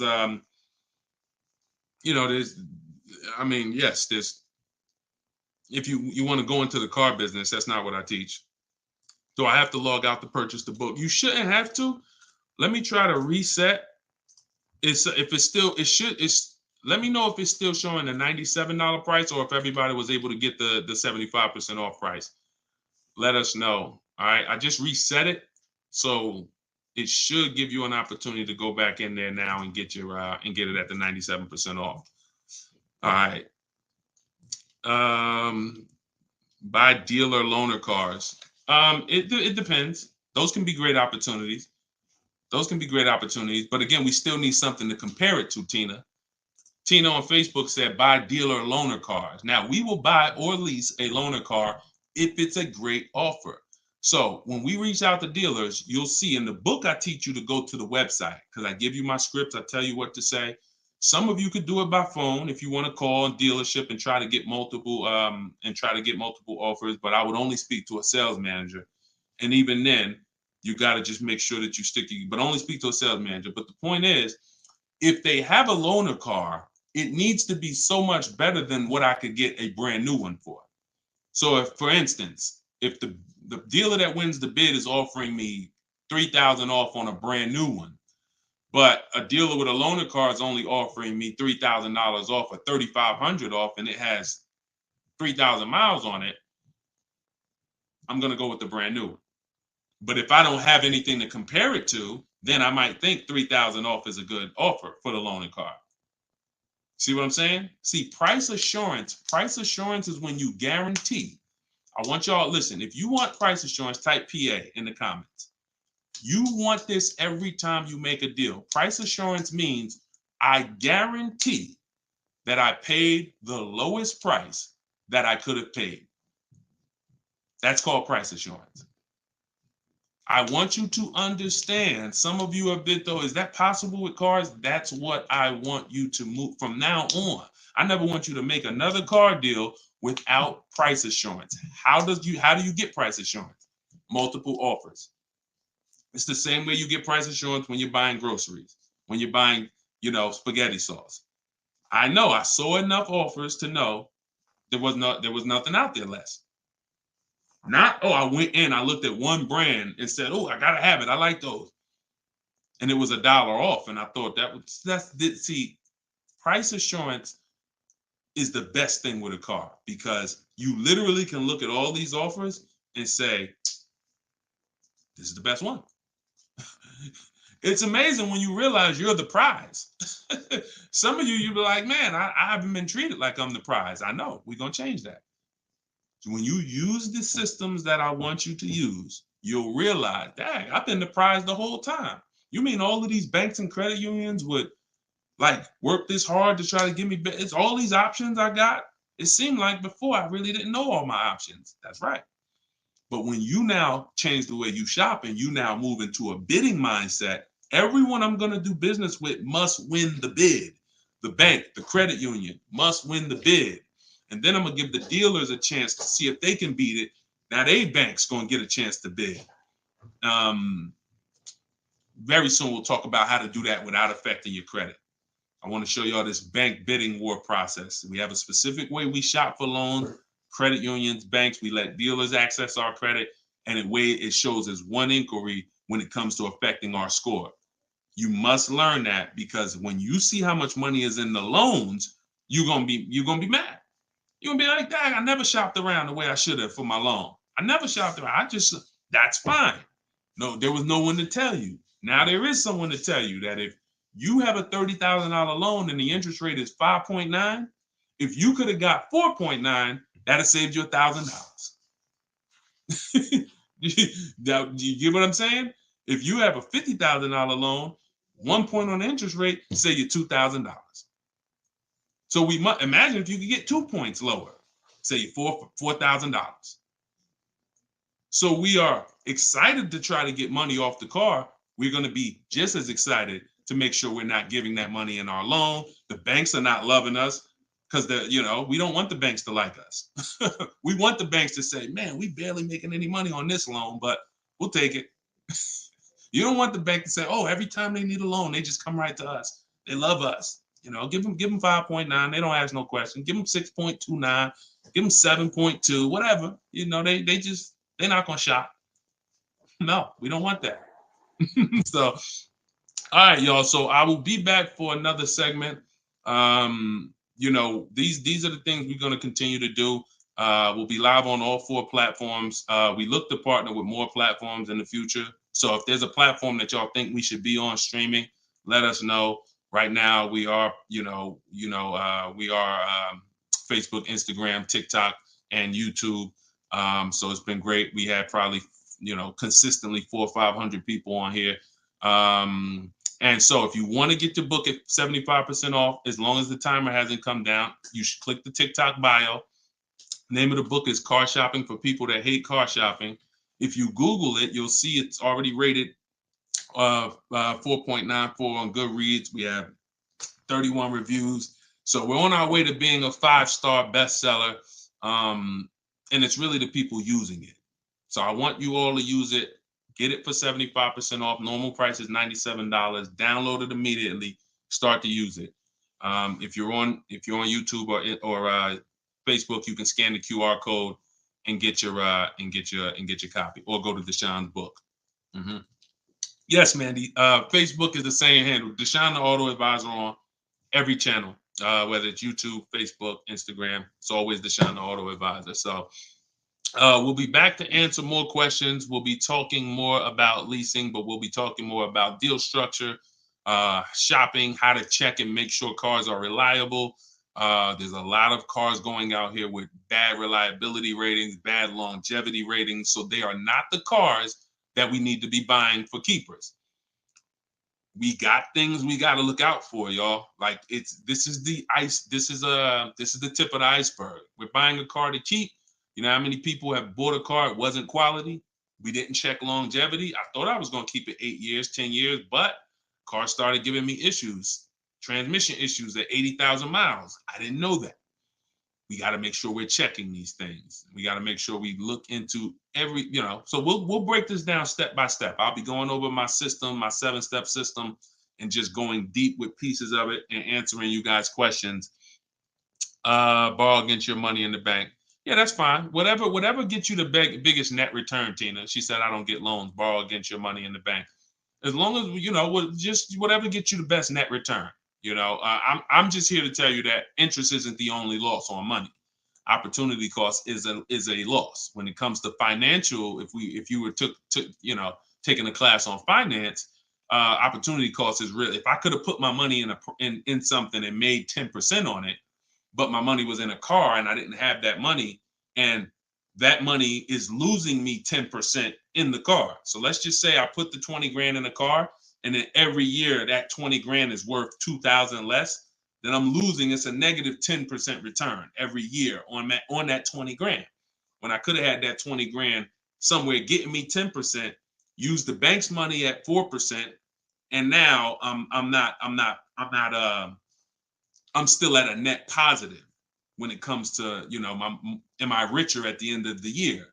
Am I richer at the end of the month? So I just say that to say we've been taught when it comes to finance, we just talk interest. Oh, I don't want to pay interest. I don't want to pay interest. But I'm here to make sure everyone knows the total package of why people who don't pay cash for cars, who could afford to, who literally can write $100,000 check for anything they want, why they don't. See, I'm not interested in, I'm interested in why the people who could pay cash for cars choose not to. And it's not what you've been taught. Some of it's not because, they just love debt. Now, these people have paid off houses. So these are the things that we're going to be talking about. So, and again, all in my book. If you want it all in one place, grab your copy. But yeah, this was a great segment. We will certainly be back. Always a pleasure. And just make sure you're subscribed so you do get notifications when we go live. Make sure you're subscribed on TikTok. Make sure you're following so that when we're live, you can jump on because we're going to be doing this a lot. All right. I'll see y'all soon. God bless everybody.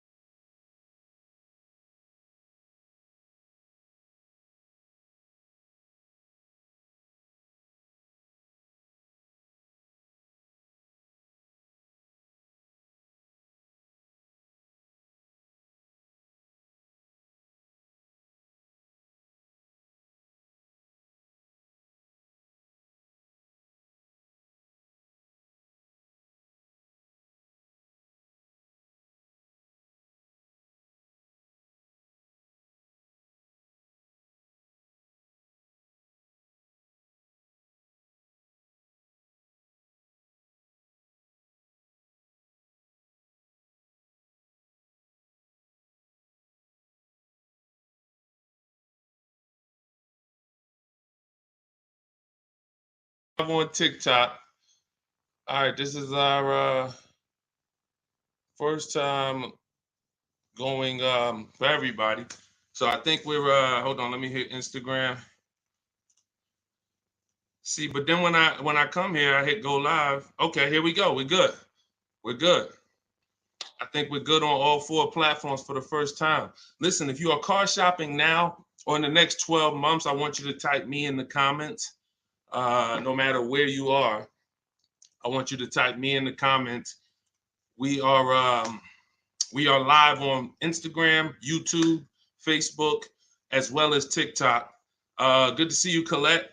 Good to see you, Andrew. After you come in, we haven't done this in a while because I'm just getting back into going live. But if you've been with us for a little bit, you know we do a roll call. Where are you checking in at? Good morning, good afternoon, good evening, depending on what time. I see you, South Carolina. Okay. As you come in, if you're on TikTok, could you hit the like button and just, let TikTok know that we're going to be spending some time here. We're going to be talking about some serious money as you come in. If you could like the broadcast, if you're into financial literacy, this is the Auto Advisors. Like this, the name of this segment here is the Auto Advisors. We're going to be doing car Q&A. If you don't know me, this may be your first time seeing me. My name is Deshone. I'm publicly known as Deshone the Auto Advisor. I spent 14 years in the car business before I left in 2020 to focus on teaching people. I see we got Jacksonville, Florida. We got Houston. Okay. We got a couple hundred people on already between all the platforms. We have Philly in the house. I see you. As you come in, just get your questions ready. What I'm going to be doing is going over various topics and doing lots of Q&A. So we're going to be spending this time that, y'all going to hear me go from things like leasing versus buying to things like structuring your deal and budgeting, all with the goal of helping you get below market car deals. So as you come in, if you could tag somebody, I promise you, here's what's going to happen. If one of your friends finds out that you've been following me, following the channel, using what we talk about over here to save money on cars, and then you didn't tag them and they find out later, man, I found this guy, Deshone, he's on, and you're like, hey, yeah, I've been following him for years. And they're like, man, why didn't you tag me? Why didn't you share the wisdom? So I want you to definitely do that. And I guarantee your friends will thank you. So as we come in, let's get ready for Q&A. I just want to make sure I did all the housekeeping. My new digital book, Car Shopping for People That Hate Car Shopping, is on sale right now. It's 75% off for our launch, so it will be 75% off the whole time that we're on. If you're seeing this video, you can go to deshonsbook.com, get your copy for 75% off. It's a digital book, and it's digital for a reason, y'all. It must be. I got links in there. I got links to scripts that you're going to be using. I don't want you guys having unpredictable car buying experiences. I want to see you having very predictable, controlled experiences. And in order for you to do that, you have to know what to say. And so I'm going to be talking about all of that. We'll be talking about all of this while we're on. So let's get to the Q&A. I just want to make sure you know, if you're on TikTok, you could go to my TikTok bio, get your copy. It's on sale for a couple minutes for 75% off. And then if you're on Instagram, you could go to my bio. If you're watching online, you can go to Deshone's book, or you can scan the QR code. All right, so let's get into it. Let me just make sure I can see the comments on Instagram. Let's see if I go live here. And okay. Can you talk about, this is Kira from TikTok. She said, can you talk about turning in a lease vehicle to another dealership to lease their vehicle? Very good question. We don't want to turn in lease vehicles without making sure we can't make any money on them. Some people have asked, do we have equity in every car? Equity is not in every car, but you do need to check if you have equity before you return your vehicle. Here's how we do it. We're going to call our bank. We're going to get our payoff. We need to get our payoff. You don't want the residual value, because the residual value doesn't include any payment you have, anything. You need the payoff. And what that's going to do is tell you the price that you could buy the car for. Now, there's a customer payoff. Can we light up the likes on TikTok, please, so we could get some attention and let people know we setting people free financially. If you're on YouTube, if you're on Facebook, if you could like the broadcast and tag somebody, I promise they'll thank you. So the first thing we're doing, y'all, we're never returning our leases. We are never returning our leases without doing an equity assessment. We got to check to see if we have any equity in our vehicle. We get our payoff. And then we're going to get at least 5 cash offers. At least 5 cash offers. What does that look like? That means you're getting offers from Vroom's out of business. Driveway, you're getting offers from, and I'm gonna tell you, when you do this, if you are selling a lease, you must put no when it asks, is the vehicle a lease? You must put no. I'm gonna tell you why. The way these companies are set up, they're set up to buy vehicles. But in 2022, 2021, when they saw us making all this money selling our leases, a lot of the auto companies got the banks implemented what's known as a third-party restriction, which doesn't limit if you can sell your vehicle. It doesn't. It limits who you can sell it to. So we got to ask our banks, do I have a third-party restriction? And the way these buyers' websites are set up, the ones I just named, the Driveways, the AutoNations, the Kelly's Blue Book Instant Cash Offers, these are people who literally inspect your car, give you a check the same day, CarMax, Carvana, and we must get offers from all of them. See, we don't realize, as y'all learn more about saving thousands effortlessly and easily, you're going to learn it comes through bids. It comes through bids. It doesn't come through giving one person an opportunity to buy your vehicle. We must get bids. When we let the market bid on our vehicles, we're going to win every single time. We're never going to worry about if we overspent. We're never going to worry. This is all in the book. So everything I'm teaching y'all on this live and in my free vid, it's all in my book, step by step, 75% off, get yours. But you have to know exactly what the market will pay for our vehicle. We must know that, and that's very easy to do. Going to these websites, getting these offers. Their offers are really good. They put their best foot forward. Sometimes the dealerships, which are Kelly's Blue Book, Instant Cash Offer, AutoNation, they might try to, what they're trying to do is put a number online and see if they can stand by it. So we got to make sure we're very accurate when we tell people how much, what the condition is of our vehicle. But then we're getting offers. So if you get those offers, y'all, and you see that those offers are $1,000, $2,000, $3,000 more than your payoff, then that means you have equity. If it's $4,000 or $5,000, that means you have equity. And here's what you got to know. The customer payoff for our leases, when we're done, we're still talking about answering this young lady's question about what the lease in process is. She asks, should we return a lease and lease another vehicle from the same dealer or a different dealer? What I'm trying to tell y'all and get across to y'all is all of our transactions from now on, who we sell our car to, that's going to be different than who we buy our car from. See, y'all know that the car business has programmed us to give the dealership 3 transactions. We're going to buy a car from them. A lot of times we're going to trade our cars in, and then we're going to get our financing from them. What I'm telling y'all is, as you use what I teach and you really want to save thousands and thousands and guarantee your best deal, if you want to guarantee every time you get a car, it's your best price possible, type me in the comments. If you want to just type a G for guarantee. I want to know every time. In order for y'all to do this, we got to start separating our transactions. So I see you, Terry. I see you, Israel.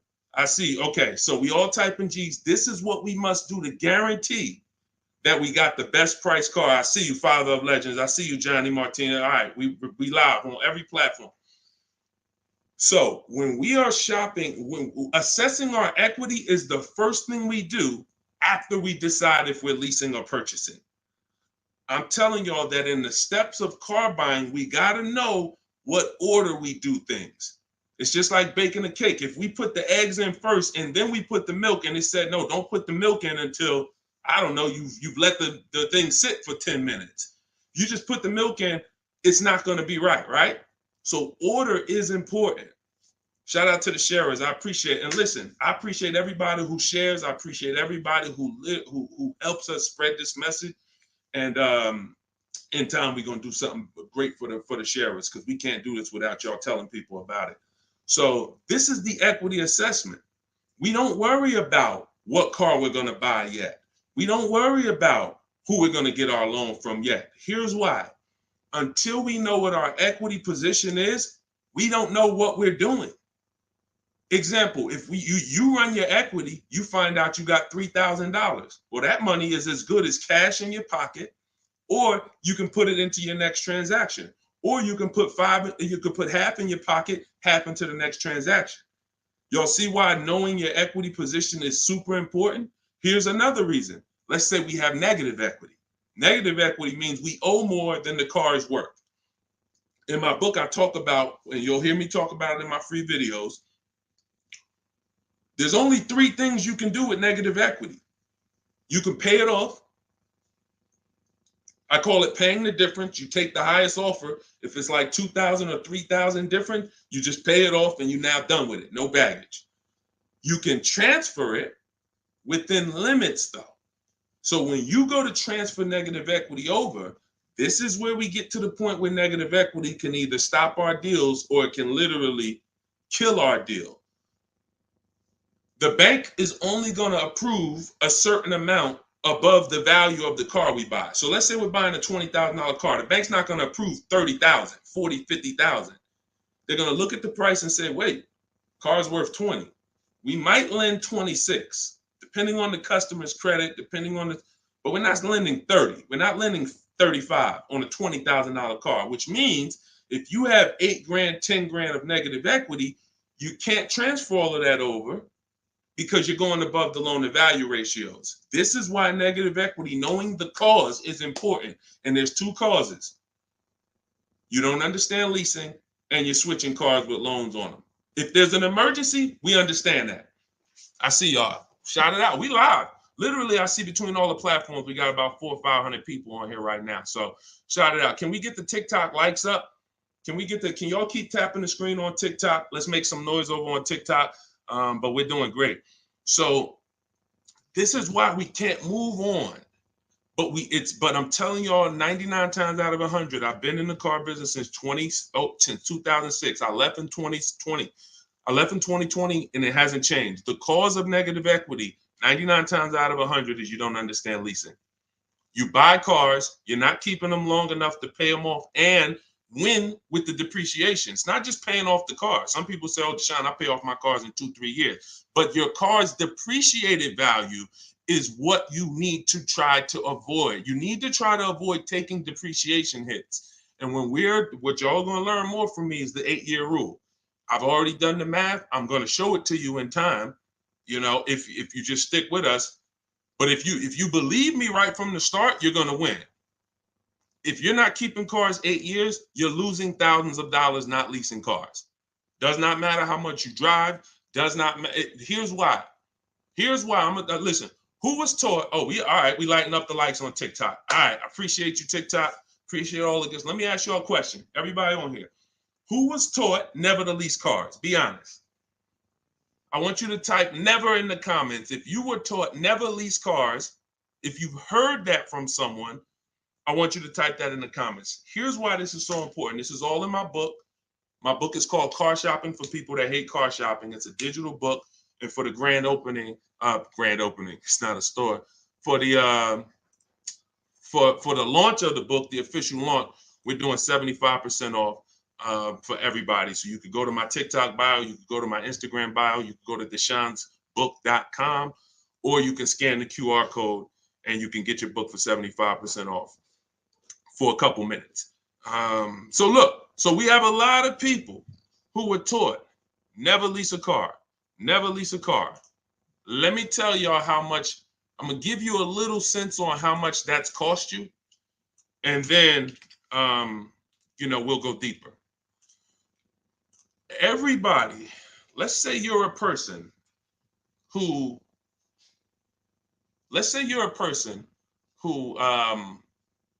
keeps their cars until the wheels fall off. We call those cars keepers. If your next car is going to be a keeper, type K. That means I'm going to keep this thing until the wheels fall off. I'm going to keep this thing 8 years minimum, 10, 12, 15. That's what I do. I see you, Abby. Now, the benefit about buying a car and keeping 8+ years is you get to outlive all the depreciation. Your car loses X% of value the day you get it. And whether you drive it or not, if somebody came and parked a car outside your house right now and said, "Hey, this car is worth $30,000. It's yours." Now you say, "I don't drive. I already got a car. I don't need it." You come out a year later, is that car worth $30,000? You didn't drive it. See, this is your first. You didn't put a mile on it. You didn't touch it. It just stayed out there. It was worth 30 when they dropped it off. Is it worth 30 today? A year later? Exactly. Here's what I'm telling y'all. That's the first deep lesson on depreciation. See, if you get that, now you're getting the clue of why leasing is not about how much you drive. People who say, "Oh, I like to drive as much as I want to, so I buy my cars because I don't want to pay for the mileage." Here's the revelation. You pay for the usage of the car whether you use it or not, whether you drive it or not. It's going down. The more usage you put on it, the faster it goes down. So leasing is not a matter of how much I drive. Leasing is, if I get a great lease deal, we're going to talk about that. All lease deals aren't created equal. And these commercials we see that say, "Hey, 3,000 down, 8," these are not lease deals. I'm going to show y'all some lease deals over, I'll actually probably show y'all one in the next couple minutes. Great lease deals are not advertised. They're made in secret. No one really knows about them. The great lease deals are not advertised. Great deals are not advertised. Great deals are not advertised.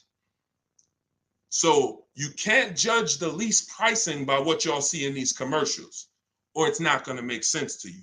But when you get great lease deals, it is no comparison. The name of the game is, will I pay less with a great lease deal in depreciation than I would pay if I purchased that car? That is the name of the game. And when I look and see, all right, if I get a great lease deal, I'm only paying 30% of the car's value, 35, 40%, 45%. But if I bought that car, regardless of whether I pay cash, regardless of whether I got a loan on it, the asset, the value of the car is going to go down by more than that. So what we're doing when we're leasing versus buying is we're trying to hedge against depreciation. We're trying to acquire a car that says, based on how I got this car and the price I'm paying for it over 3 years, it's thousands less than if I would have went and purchased that same car and just took the value of the depreciation. And this is what I'm telling y'all. They've hid you can't understand this when you're just tied into payments.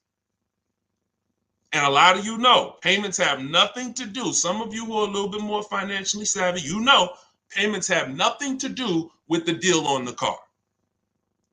If you don't know that, you're going to learn that the more you hang out here. Payments have nothing to do with the price of the car, the deal on the car. That's just the financial tool. That's just what you've attached to the asset. If you go and you overpay $10,000 for the car, doesn't matter if you got a loan on it. Doesn't matter if you did no money down. You overpaid by $10,000 for the car itself. That's focusing on the asset. So leasing, y'all, is for people who don't keep their cars more than 8 years. It's that simple. If you do not keep your cars more than 8 years, you cannot outlive the depreciation that the car is losing. The money. You go out, slap 30 grand into a car. That car is losing money for you every single month. So you're trying to say, is there another way I could get a car where I'm not paying this kind of money? If I'm losing $500 of value every month in my car, is there a way that I can lose less than that? And what I'm going to show y'all is leasing is just the way. So these are the first two steps. The young lady asked the question about returning her lease, but I want y'all to know that that's step 2. We assess, can we make any money on our deal, on our old car? And then, but the first thing we got to do is decide buying versus leasing. Leased alone, Good Time said, leased alone car was good. Welcome to everybody that jumped on. My digital book, Car Shopping for People That Hate Car Shopping. Everything, it's 75% off. You can get your copy while we're on here, but we're going to be going deep on Q&A for at least, I'm not even watching the clock. So just go to my TikTok. I don't think you're going to leave the broadcast either. If you go get your copy, go to my TikTok bio, go to my Instagram bio. If you're on Instagram, wherever you're at, if you're on YouTube, scan the QR code or go to Deshone'sBook.com and get your copy so that we can go deep on this. I don't want you trying to just remember everything that I'm teaching. I want you to have a reference point, and it's affordable for everybody. It's normally $97.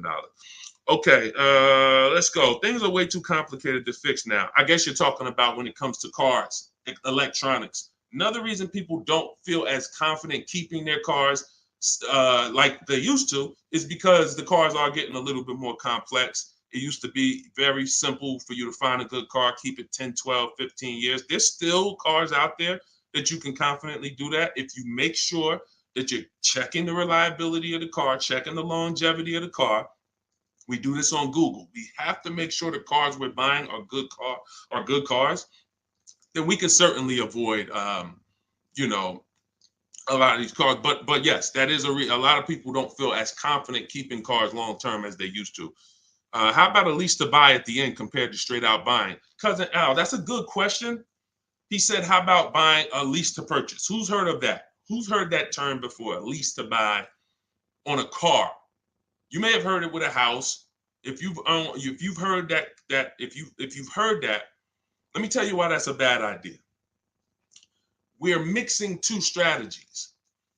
See, there's nothing better than for the long-term person than us buying a long-term car, making sure we pay less than everyone else. That we're gonna do that. We're gonna get you stay around me. You learn from what I do, what I teach. You're gonna get below market car deals, new cars, leases, pre-owned cars. The best way to save the most money on a car is to buy it. You could decide new or pre-owned. It's really pre-owned, and you keep the thing 10, 12, 15 years because your cost per year is going to be so low. When you look at how much money you paid for the car over the long run, it's going to be like, wow, I only paid $2,000 per year, $500. The longer you keep. The second best way is buy a new car. Keep it forever. Brand new, keep that thing 12, 15 years. But most people are not doing that. And if you're not going to do that, that doesn't mean you can't switch up. But if you say, Deshone, for my next car, can we keep sending the TikTok likes up? If y'all are enjoying this, could y'all please hit the like button? We got probably 400 or 500 people on here still. If you could hit the like button, that would be great. And I see all the gifts. Thank you. Everybody who's sending roses on TikTok, gifts and all of that, stars. Thank y'all very much. But what you got to know is, what is the strategy for this next car? Is that 8+ years? Then I'll buy it. There's nothing better than that. I'm going to buy it. But you got to realize buying comes with what, y'all? Maintenance, upkeep, repairs. That's what it comes with. But we win when we buy. We win 8, 9, 10, 15 years later is when we win with a purchase. You don't win with a purchase 3, 4, 5 years because the person who's leasing is paying so much less than you. If they got a great deal, they're paying so much less than you to drive a brand new car. It doesn't, like, you don't win. You can't win. But in the long run, you will. So you got to ask yourself, this next car, is it 8+ years or is it less than 8 years? And if it's less than 8 years, then I got to go to my lease strategy. And that could be for my, you know how many people out here, y'all, they're like, oh man, I buy my cars, I keep it till the wheels fall off. I'm not leasing. Yeah, but what about your spouse? What about your children? That car you buying for your 22-year-old college student, are you think they keeping that car for 8 years like you are? No, probably not. Then you should be thinking about, you shouldn't even be thinking about, you should be going to the lease play for them. You know how many people have put their kids in a $21,000 car paying $500 a month, $20,000 Toyota Corolla, paying $500 a month because they wanted to buy them their first car, and they go get them a $20,000 Corolla that they could be leasing for $300 a month. And then that kid wakes up in 3 years and they're like, man, I'm paying $450 a month for a Corolla. I don't really like the car. Plus it's kind of expensive. This is what happens. I've seen it millions of times. Some of you may have experienced this. Your first car might have been like that. Maybe your parents went and got you your first car and purchased it. But I'm telling you that if they understood leasing, they could, especially if you were going to pay the bill, they would understand. we're not keeping this car long enough. We should be leasing it. And so I'm going to keep hammering now. I'm never going to stop hammering because we got years and years of bad information that we got to unravel. People who've been doing damage, y'all. Big audiences, big platforms, just telling people, oh, leasing is the most expensive way to own a car. Guarantee you, if I had 10 minutes on them with a live and I bet them $100,000, are you willing to bet 100? Just let me just ask you. You sound very confident when you're talking to the public. They don't realize how much money they're costing you. So my question would be, if I can show you that advice you're giving them is completely wrong financially, will you pay me $100,000? Will you take the bet? Because if you're willing to say that, stand on it. That's what they tell y'all. Exactly. He said that's what they tell us. See, and that's why I'm here. That's why it's very important what we do. That's why it's important when you share, when you tell somebody about these broadcasts, when you tell somebody, watch what they're doing over there at the like we're coming in to unravel years of bad advice. And a big part of that is leasing. Not the only part, but a big part of that is leasing. But you cannot all lease deals aren't created equal, y'all. Lease deals are when we shop for lease deals, you must get bids. And I'm telling y'all, you must get bids for everything. We'll talk more about that as we continue to go on. All right, let's get to some more questions. Why are taxes added to a buyout when they're already included in the paid? Somebody said, Christina on TikTok said, why is taxes added to the lease buyout price when it's already included in the monthly payment? Well, it's only included in the payment for the portion of the car you're leasing. So when you're paying for, your 30-40% of the car, 50%, the better lease deal you got, the lower percentage of the car you're paying towards over 3 years. That's what the tax is calculated on. That back end, which is when the car goes back to the bank or the next buyer, there's no taxes factored in on that. Depending on your state, sometimes they will put tax on the payment, but they're not usually. I don't recall ever seeing a case where they're taxing you on the whole car because you're not using that portion of the car. That's why when you lease, when you look on your credit report, you'll see the only part you're responsible for is the part that you're using. So even though the car might be 40 grand, it might say balance owed 18 because you're only responsible for that 14. You're not responsible for the back end. All right, we lighten up the likes on TikTok. Appreciate y'all. I see you, Lisa Vasquez. Welcome. Kat, I see you. All right, let's go. Let's continue to rotate questions. What happens to my down payment on the lease? See, a lot of people asking about leasing. This is good. This just goes to tell you something. A lot more y'all gonna lease when you understand it. In fact, when you understand it, your next car will be a lease. Quite honestly, unless you can guarantee me, Deshone, I'm keeping it 8 years. If you say, Deshone, I'm keeping this thing 8 years, you go ahead and buy it. Don't think about leasing. Go ahead and buy it. But if you cannot confidently say I'm keeping this car at least 8 years, and you're gonna learn, I'm gonna do a upcoming show where I show y'all my screen. So if you're on TikTok, make sure you're on YouTube or make sure you're on Facebook. If you're on Instagram, because y'all are not going to be able to see my computer screen when I actually go deep and show everybody, my screen and we compare. I'm going to show you all the numbers because I'm not going to sit here and I don't want y'all thinking this is my opinion. This is by the numbers. So Good Time says, what happened to my down payment on the lease? So you should only do a down payment on the lease after you've already verified you got a great deal. Pay attention. This is very important. Once you down payments, y'all, never come into play until we verify we got a great deal. This is all in my book, Car Shopping for People That Hate Car Shopping, my digital book. You can download your copy. Go to deshonsbook.com. It's 75% off for a couple minutes. You won't leave the broadcast, but I don't want you to miss the opportunity. The book is great value at $97, but for our official book launch, we're doing 75% off. So you can scan the QR code or go to my Instagram or TikTok bio. Get your 75% off book. So when you are doing the down payment, whether you're purchasing or whether you are leasing, it's critical that we verify we got a great deal on the car before we ever talk about payments. This has always been. How many of you have had this question? You're looking at a car and they say, hey, what do you want the payment to be? What's your goal? What's your goal for your payment? Type a $ if you've heard that question.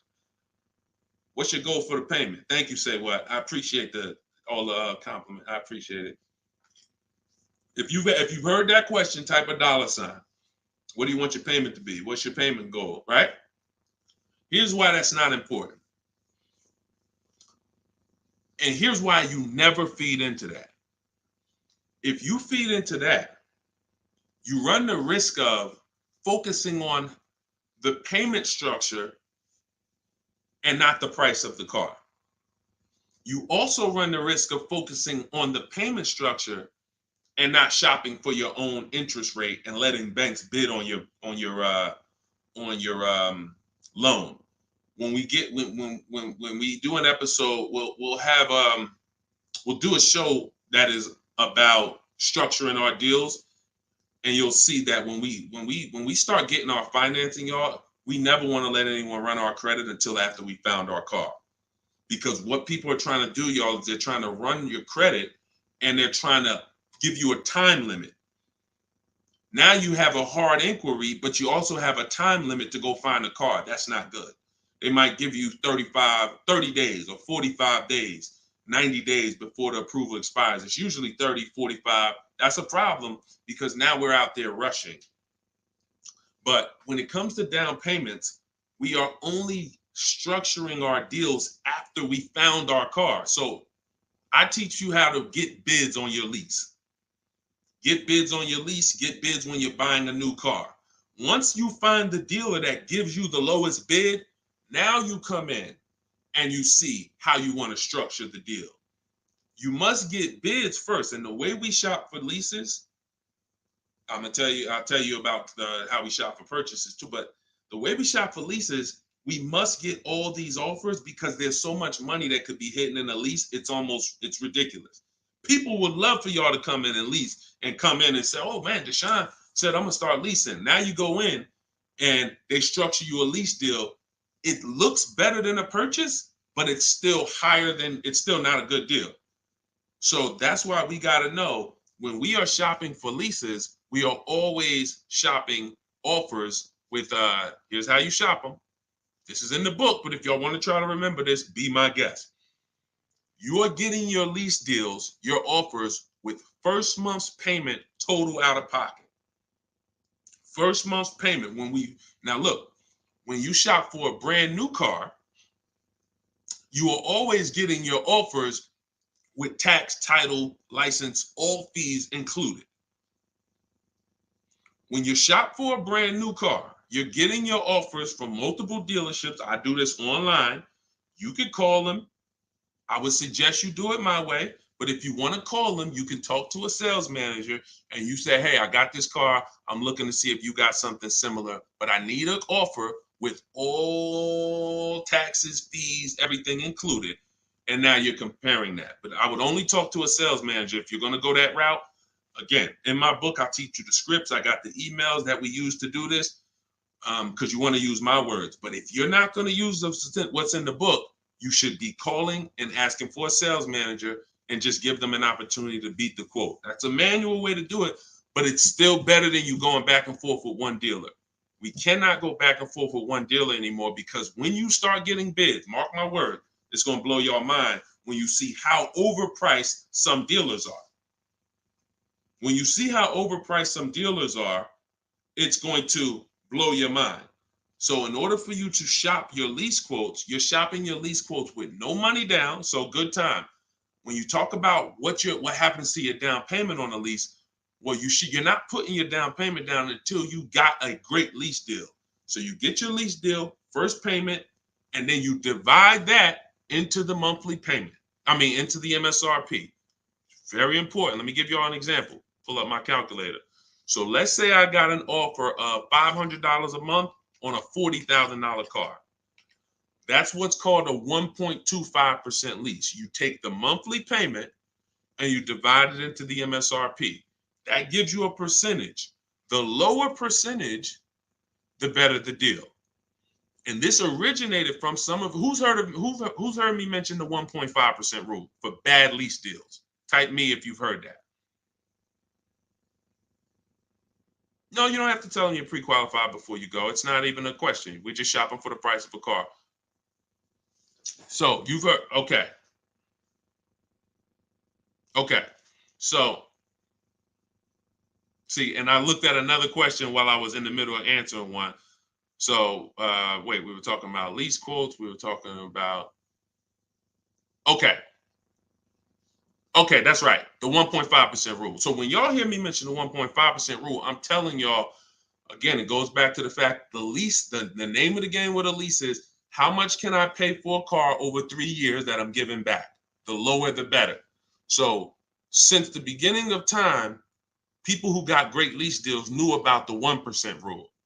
The 1% rule said, if I buy a car, if my lease payment is 1% of the MSRP or below, it's a steal.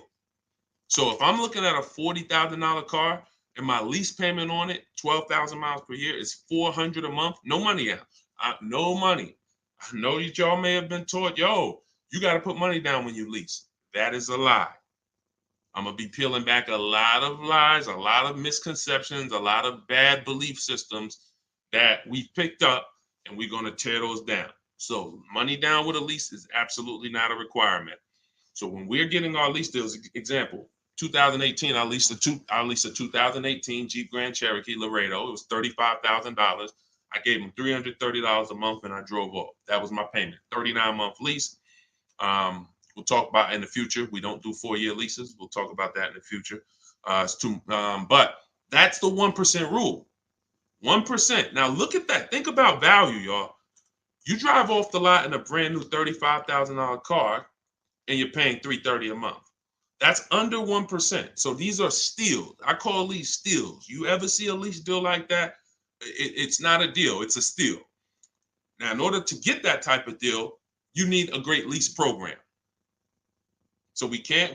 So it's not just like, oh, every car has a 1% deal. No, if they don't have a ton of rebates, if they don't have a good residual value, if they don't have a good rate, then it's not going to happen. But in the long run, we can't control that. All we can control is how we're going to shop. And the way we shop is get your first month's payment. Is you tell every dealer, give me a quote with first month's payment, and put all the taxes and all the fees into the monthly payment. And then you let me know what that is. And you have to know the MSRP, because you divide that monthly payment into the MSRP, and that's going to tell you the percentage. If you see 1.35, 1.45, 1, these are good deals, really good deals. We still need to compare, because I got people who are getting, look, if we don't compare, you could be in trouble. You don't want to just take a deal. There are people who think, oh, I thought a 1.25 was a great deal, and then I end up getting 1.1. You know, so we can't ever assume what's a great deal. We just have to know what a bad deal is. That's over 1.5%. They got me on one of my last leads. Listen, good time. Don't feel bad, man. It is something a lot of people are going to discover the more you work with me, that you have overpaid. But there's been no one to tell you. So there's been no one to tell you. So 1% still, 1% 5 is the max. Exactly, K-Dub. That's the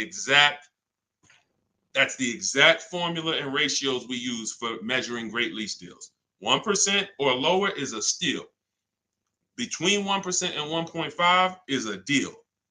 That's great value compared to purchasing. So when someone drives off the lot with a great value lease, 1.25, anything under 1.5, they're paying less than someone who purchased. They're paying less than someone who purchased. Once you get above 1.5, you're now going close to spending the same amount as the person who bought the vehicle, which we don't want, which we can't do. We eliminate the benefits of leasing. And some lease programs y'all are going to see are bad. You shop multiple offers and the lease programs are bad. We can't get those leases. I will never co-sign, because leasing is a value play. I will never co-sign you getting a car because you like the car a lot and overpaying for a lease, because the lease program is bad. Sometimes, I want a Range Rover Velar. The lease program is bad. All right, well, I'm going to go get a Genesis GV870, And then, you know, maybe in 3 years, the Range Rover lease program will be good. But right now, I'm not going to do it because no one loves a car that they're leasing. You always just like it. If you're leasing, you're switching cars every 3 years. You don't love anything. When you love a car, you buy it, you keep the thing 10 years. That's love. But typically, a person who's not keeping their car long term, you get, you know, you 3 years, you're like, okay, I could get another car. 5 years, you know, people who buy cars to keep, they don't think like that. Like, they ain't even looking for a reason to get rid of it until, you know, transmission goes out. And then I always joke because as a keeper, what do you do when the transmission goes out? If anybody on here has bought their cars and kept them till the wheels fall off, when the transmission goes out, what do you do? What do you do? See, you're not a keeper. You're not buying a car to be a keeper. That transmission go out, you ready to get rid of it. You ready to get rid of it. Look, a lot of people are like, no, I go fix it. I go get another transmission. Exactly. All right. All right, let's keep the questions moving. Welcome to the people who just jumped on. Happy to have you. If you're enjoying the broadcast, could you please make sure you are subscribed to us on YouTube?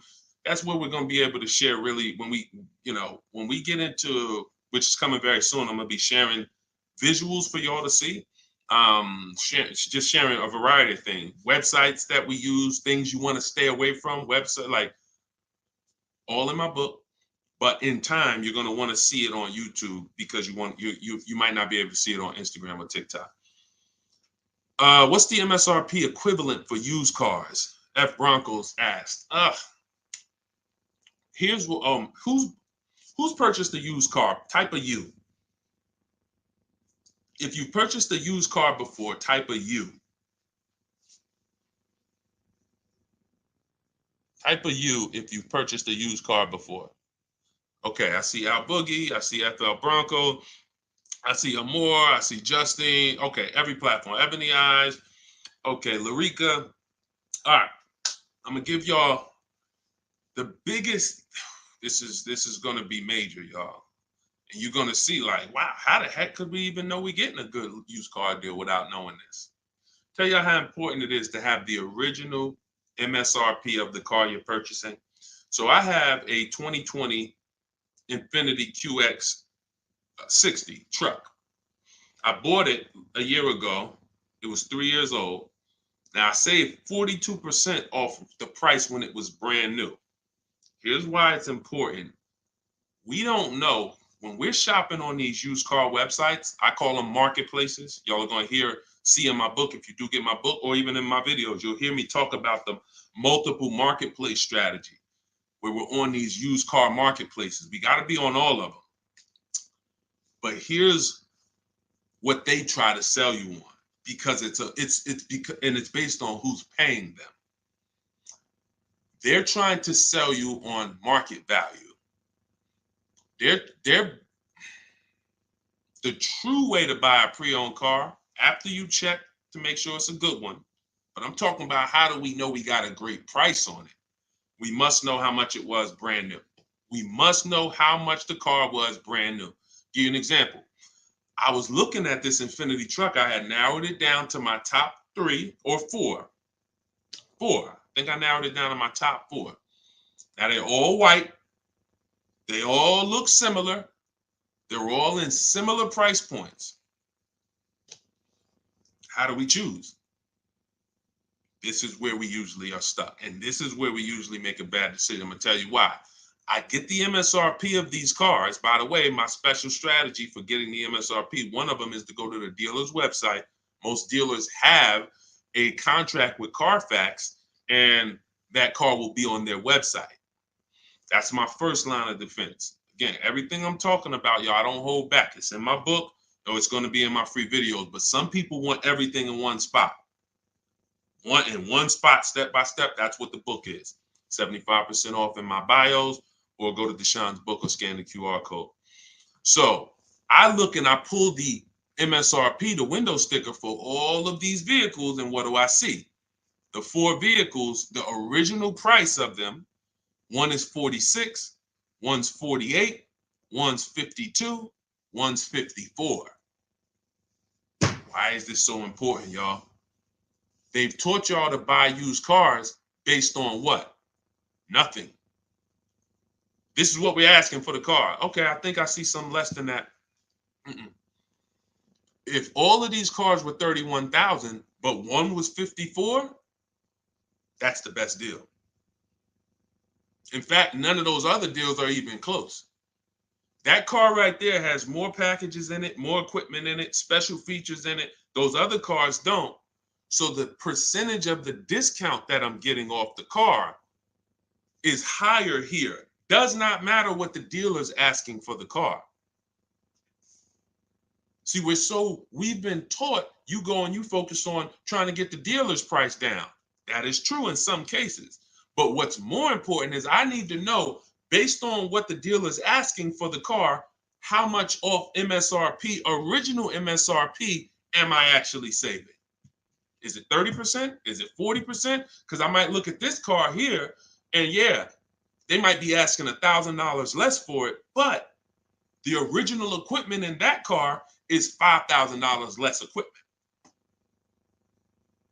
This is why it's very important. It's critical. I would not buy a used car, and I would never recommend you buy a used car without seeing the original MSRP, so you know, one, what's in the car, what features it has, but more importantly, I cannot determine who saved me the most money. I can't determine who gave me my best deal without knowing what the car was originally priced at from the day it came into the country. And y'all, unfortunately, and I hope it's nobody on here, but unfortunately, we probably do have it where during the pandemic, people were paying 90, 95, 100% of value for used cars. When I mean a Toyota Camry that brand new was 30, they were paying 29 for it, and it was 3 years old. See, I call this true value percentage, TVP. Y'all are going to hear this. We call this true value percentage. We can't look at a used car. See, once we see, wait a minute, based on the new price, the car when it was new, you charging me 95% of the car's value, and it's 3 years old. Once we start looking at true value percentage, car was brand new 30, you asking 25. Okay, you knocking this percentage off. This is how we make sure. Now look, that doesn't help us get quality cars. That doesn't help us stay within our budget. We'll talk about that in the next hour. Because what I'm going to be doing is I'll be doing these shows throughout the day in hour segments. So what you'll see is every time I come, we'll do if there's something that we want to tie up, we'll try to do it in both hours. Again, it's very tough to go over all things and then do Q&A and just get it done in a couple minutes. So some things may continue to the next hour, but once y'all get this, it doesn't change. So although, some of this might be brand new to you. I'm sure it is for a lot of you, having a system for how you shop, boundaries. But once you see how this thing works, it doesn't change. That's why I could write a book. That's why I have a library of videos that are step-by-step. The step-by-step version of my book is the Cars from Home video library, because I know we're so ahead. The car business is so old. I don't have to worry about this changing in the next year, 2 years. If anything, like Vroom went out of business, we adjust that. I might adjust that one section because Vroom's not in business anymore. But the way we teach you to purchase cars to guarantee you pay less than everyone else, to guarantee you save the most money on your loan, to guarantee you get the most money for your old cars, that's not going to change because we are just too far ahead of what the car business is doing. Welcome. Blessed said, I'm new here, been watching your shorts. Great job, homie. Good looking out. Appreciate you, man. Thank you so much. If you're not subscribed yet on YouTube, could you make sure you subscribe? Everybody who's on any other platform, if you could subscribe to us on YouTube, that's where we'll be, able to put a lot of our widescreen stuff so y'all can see. We're gonna teach, but what y'all gonna see, even in the book, it's not teaching and then you're trying to memorize it. It's just shop different, When you shop different, you'll see, oh, this is a better way to shop. And then you're going to learn by doing. It ain't learning by memorizing. Hey, thank you, Sonny. Said, just purchased my ebook. Thanks for sharing. My pleasure. Everybody could get it for 75% off in my TikTok bio or my Instagram bio, or you could go to deshonesbook.com or scan the QR code, no matter where you're at. Let's see. I'm new here, but hold on. I got that. Hold on. Let's go. I still can't see the questions on Instagram. For some reason, I can't see the questions on Instagram. We got to figure that out.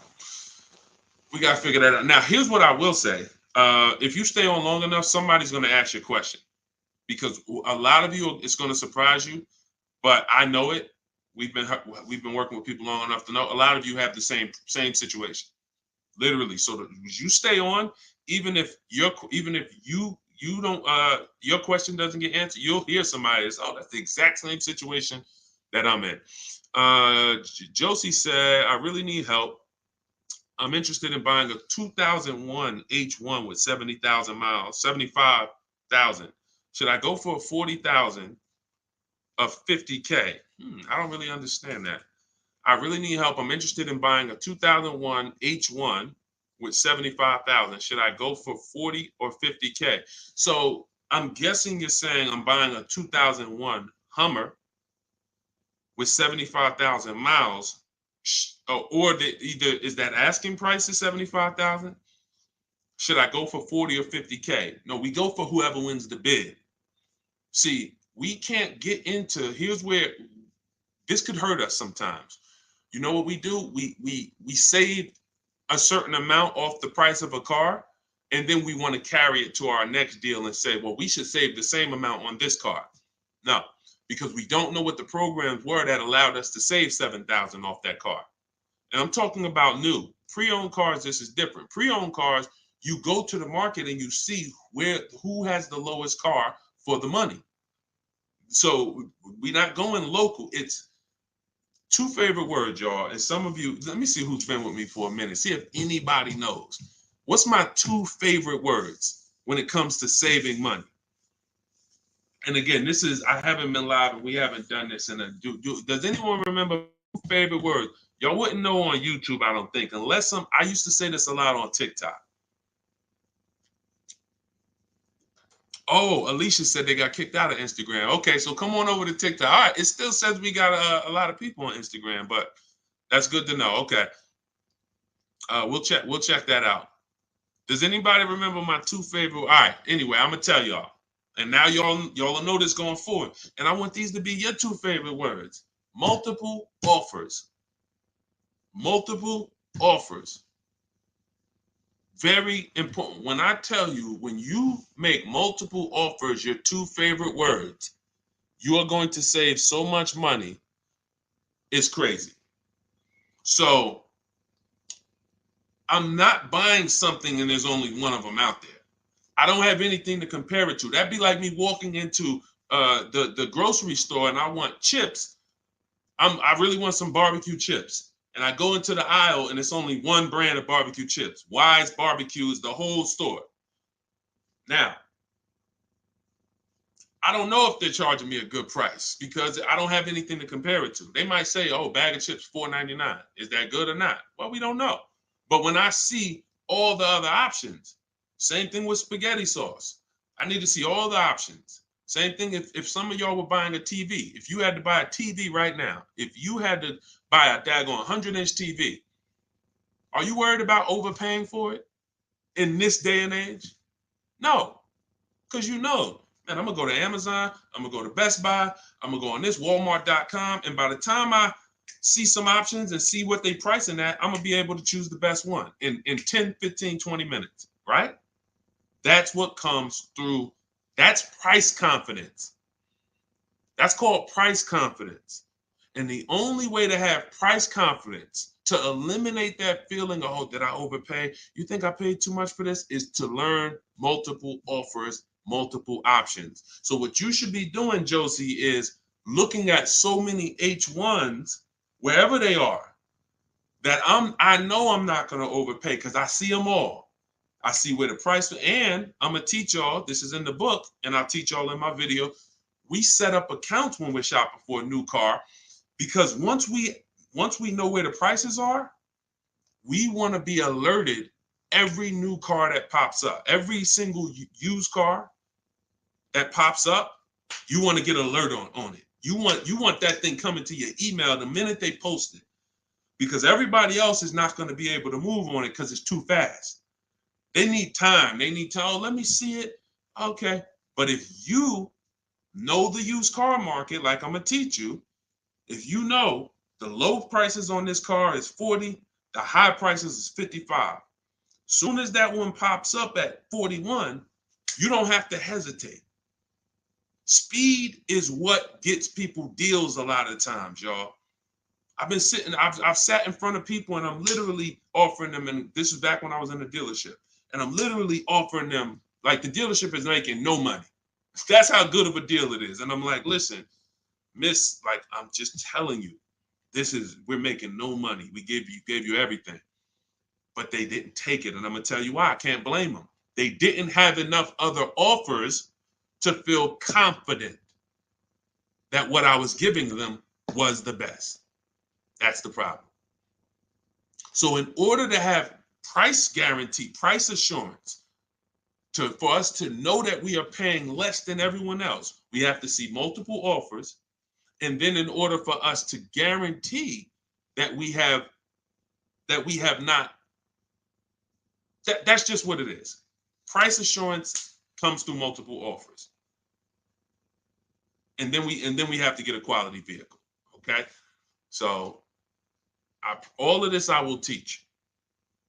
It's hard to get, maybe like a lot coming at you at once. That's why I would love for you to get the book, Car Shopping for People That Hate Car Shopping, so you could dig into it, so you can see that everything I teach is methodical. I don't want you trying to remember this. Get the book, take your 75% off for the launch of the book, and then dig in and you'll see, wow, he has this thing set up in systems so that I don't have to be trying to remember what to do. I don't want y'all trying to remember what to do when you're out here shopping for your car. I want you to have a roadmap, a blueprint, and that's what 7 Steps to Saving Time, Money, and Avoiding Dealerships is. Thank you, Curtis. Appreciate it. 10-4. Oh, 10-4. Thank you for the guidance. It's a rare vehicle. If it's a rare vehicle, that's fine, but you don't want to overpay for a rare vehicle. You need to see enough of them to know that you're not overpaying. You don't want to sit there. You know how many people got a rare house? Your value's down. You know, I got a rare house. So if the value is going to be down, think about it. If it's rare buying, then it's rare selling too, which means your market, when you go to sell it, if you go to sell it one day, it's not going to be huge. That's not a car you can sell in 24 hours unless you just want to blow it out price-wise. But in order for you to make sure you don't lose, you got to make sure you buy right. You can't overspend by 10, 15 grand. So just make sure any H1 in this country, you know the price of it. That's all. If I see one over, it could be all the way over on the other side of the country. If I see the price, then I know what the market is. It doesn't matter if it's over there. If they're asking 10 grand less and it's a good car, has great service records, has great title history, has great accident history, doesn't matter. That shows me that's the market price. All right. Thank you, Josie. I'm glad. Enjoy it. You're going to be able to get to any car you want. And you have so many strategies in there for later. If you're buying a used car now, it's in there. If you're going to be leasing, it's in there. If you're going to be buying, you're going to know, all right, man, I want to get a lease for my spouse. Or, hey, you know what? I'm going to get a lease for my kid. Or you just might buy everything. But sometimes you might want to buy brand new. Sometimes you want to buy pre-owned. It's all in there. Different strategies for how you get to below market deals on each one. Uncle John said, who currently has the best lease program? It's no way to tell. Unfortunately, there's no way to tell. You cannot shop. That's the bad part. That's why when we shop, y'all, it takes us about 45 minutes to an hour to find out where the market is on a car, what the best offer is. Once you get good, like I said, if you're doing it the slow way, you could call sales managers. You get one lease price, and then you call a sales manager and see if they can match it or beat it, or beat it rather. But if you want to do it the fast way, I go through the websites. I contact the dealers through the websites, tell them exactly what I want. We do this for 25 dealers. And then you use my scripts of telling them what you want by email, getting the quotes, and you'll know in a matter of an hour, hour and a half, where those offers are. But there's no other way. Because again, great deals aren't advertised. They're not going to advertise great deals. They'll advertise lease offers where they make money. Hey, bring us 35 grand. Bring us 3,500 plus taxes and fees, and your payment's $479 a month. Yeah, but you're putting down $6,000 to get there, and then no, those are not good deals. You're paying too much for a car you're giving back. So yeah, and so we'll cycle through various topics. We spent a lot this hour talking about leases, talking about leasing versus purchasing, and hitting a couple things. But what y'all will see is we'll do themes kind of each hour. I'm gonna come back. I'm gonna come back for the next hour, and we'll probably still stay on it, but we'll be able to get through more questions, because as y'all can see, some of these questions require a little bit more deeper answer. Just as if you were purchasing a house. I know they've made it seem like, oh, well, let's just ask a simple question and then let's just, it should be a super simple answer. Not when we're purchasing houses, right? It's never simple when we're purchasing houses, when we're getting mortgages, when we're investing. Why would it be simple when we're buying $20,000 to $50,000 to $100,000 vehicles that depreciate, that lose us money whether we drive them or not? That's danger. You got a real lesson on the dangers of depreciation in this hour. Like, ridiculous. You drive a car, buy it, park it outside, come back in a year. Car's worth thousands less. You never drove it, never got behind the wheel one time. So when you have that type of product and you're coming into your household, it can drain you of money if you don't structure your deal in a way where you've minimized your losses. The name of the game is to minimize the amount you're losing on these cars. Cars are depreciating assets. You can't make money on them. We did have a wave for years where we were making money on cars, but that's because the resale values of these cars, it was a once in a lifetime historic moment when all of our cars were worth 12 grand, 8 grand, 15 grand more than what they would normally be worth. So, those who cashed out did very well, and we were part of the group who were really spearheading helping people cash out while the market was high. But unfortunately, people bought while the market was high too. So this is we'll be talking more about these things every hour. So lease good for bad credit. Now what you're gonna have to do is set yourself up. If you can't qualify for a lease and you should be leasing, then now your goal is to now get prepared to lease. That might take you a year or two. And we're going to talk about how we buy an inexpensive car to get set up for a lease. We don't go out and buy a $20,000, $30,000, $50,000 car when we know credit's not where we want it. But if you give me a year or two, I'll get myself up to a 650, 670.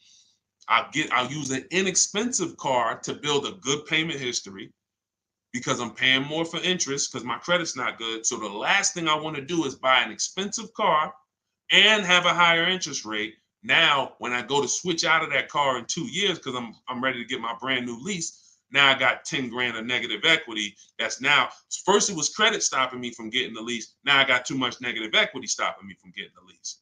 These are two things we want to avoid when we're trying to set ourselves up. And the way we do it is we make sure we buy the least expensive car we could get a loan on.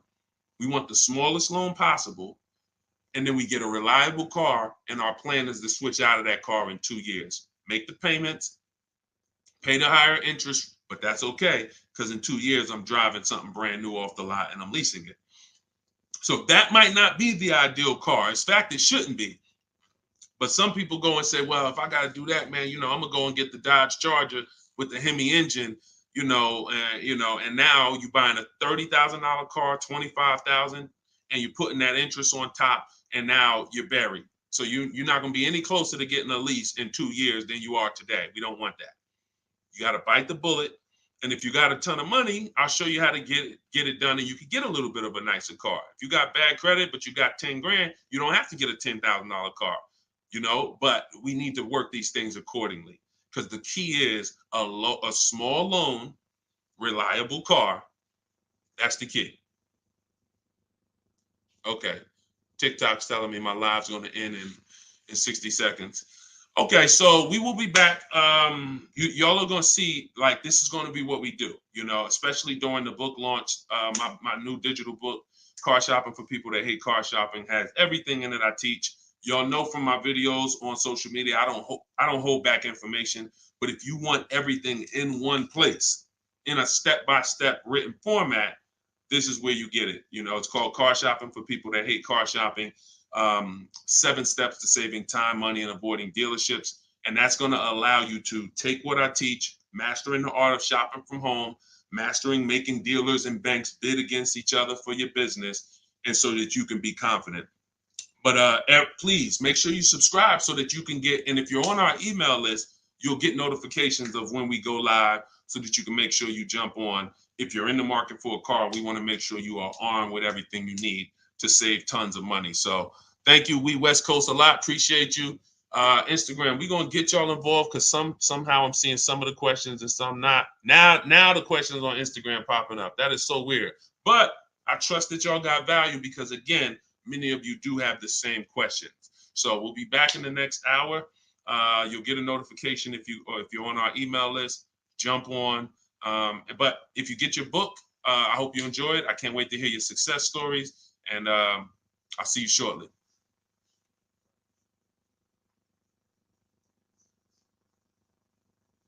Oh, and if you need the book, it's in my TikTok bio.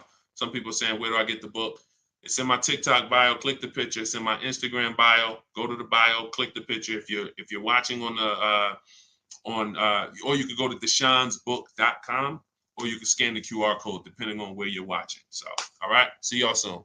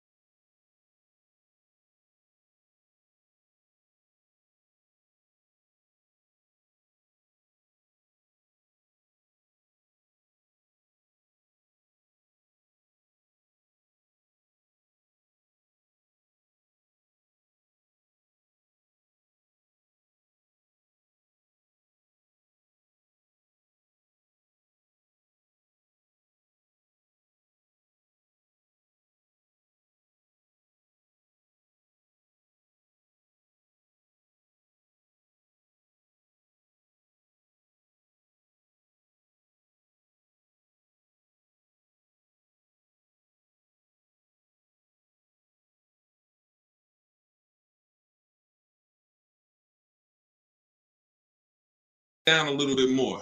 Why ask about the MSRP? This question is from TikTok.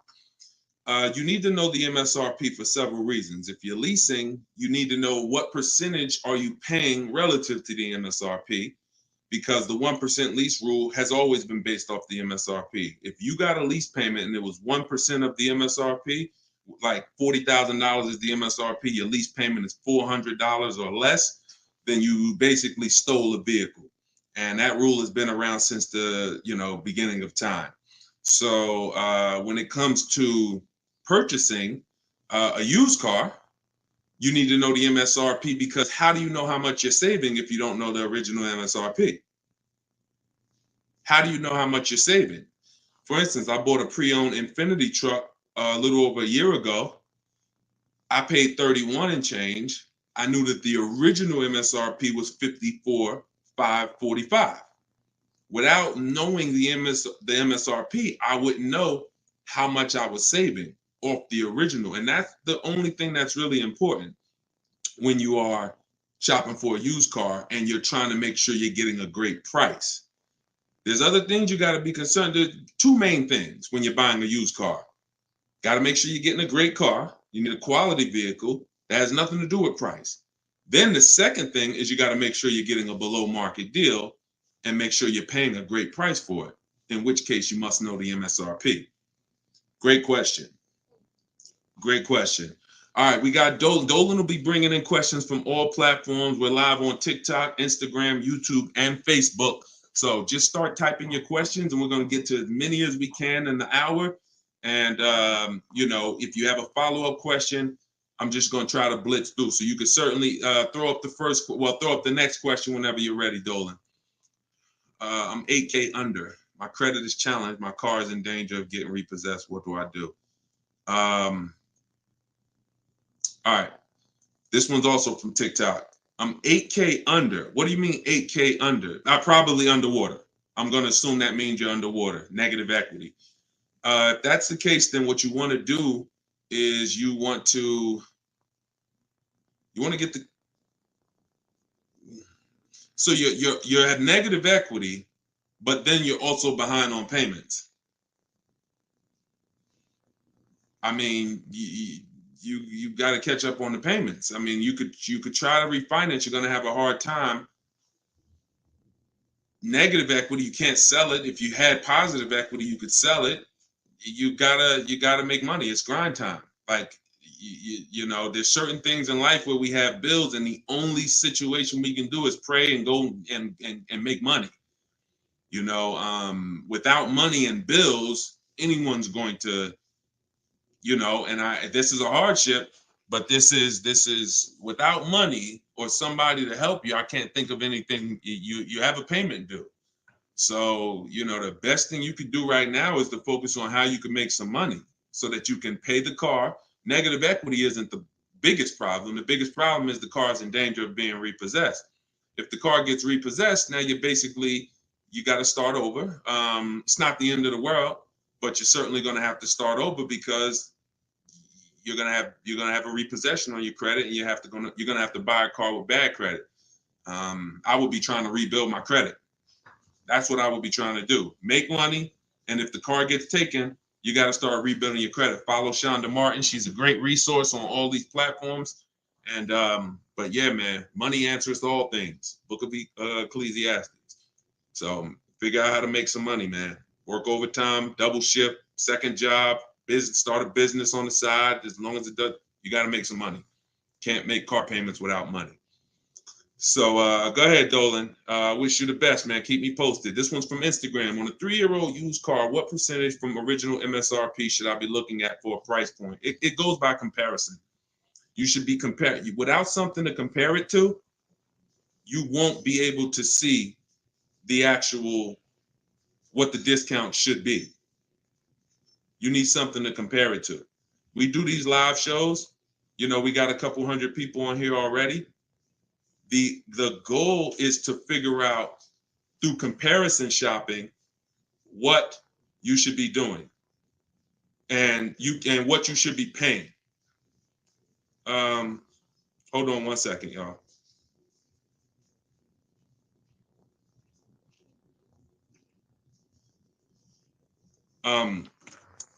Yeah, so that's the goal. You don't know what a fair price is, what a great discount is, until you are not, until you have other offers to compare it to. That's the problem. Go ahead, Dolan, shoot the next question up. Like, I didn't know that 42% off my Infinity that I got was a great discount until I compared it to the others. I narrowed it down to 4 choices, and then 3 of them were not as big of a discount. And, one of them was, most of them were in the 30s. This particular one was a 42% discount off the original MSRP. Go ahead, Dolan. Oh, this one's TikTok. How do I get the lease rate down? You always, listen, the only way you're going to get a great lease deal is by comparison offers. You got to get at least 5 offers because 80% of dealers are overpriced. And the only way you're going to see that is by looking at other offers. See, most of the questions y'all are going to find out have to do with you shopping for cars the way you shop for other things in life. You shop for everything else. When we get great deals, it's comparisons. Everything we do is a comparison.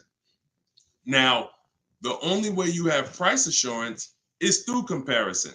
and knowing if somebody tells you, we guarantee no one will beat our price, or hey, Walmart says you could buy this item and if you find it at a lower price, you know, we'll match it or we'll beat it. See, that's price assurance. That's comparison. That gives you peace of mind of knowing I'm not overpaying. And the only way for you to bring that same piece, the reason why we're able to, and for those of you, if this is your first time on a live with us, type 1. If you've never been on a live stream with me, type a 1 in the chat. See how many first time people we got. How many people first time? What y'all are going to see is what I'm teaching you to do is shop for cars the way you shop for everything else. Because the way you shop for cars now, you don't shop for anything else like that. Okay, Ronnie, I see you, Stoner Kid. Okay. I see you, Amelia. Okay, Batman, good to see you. Edgar.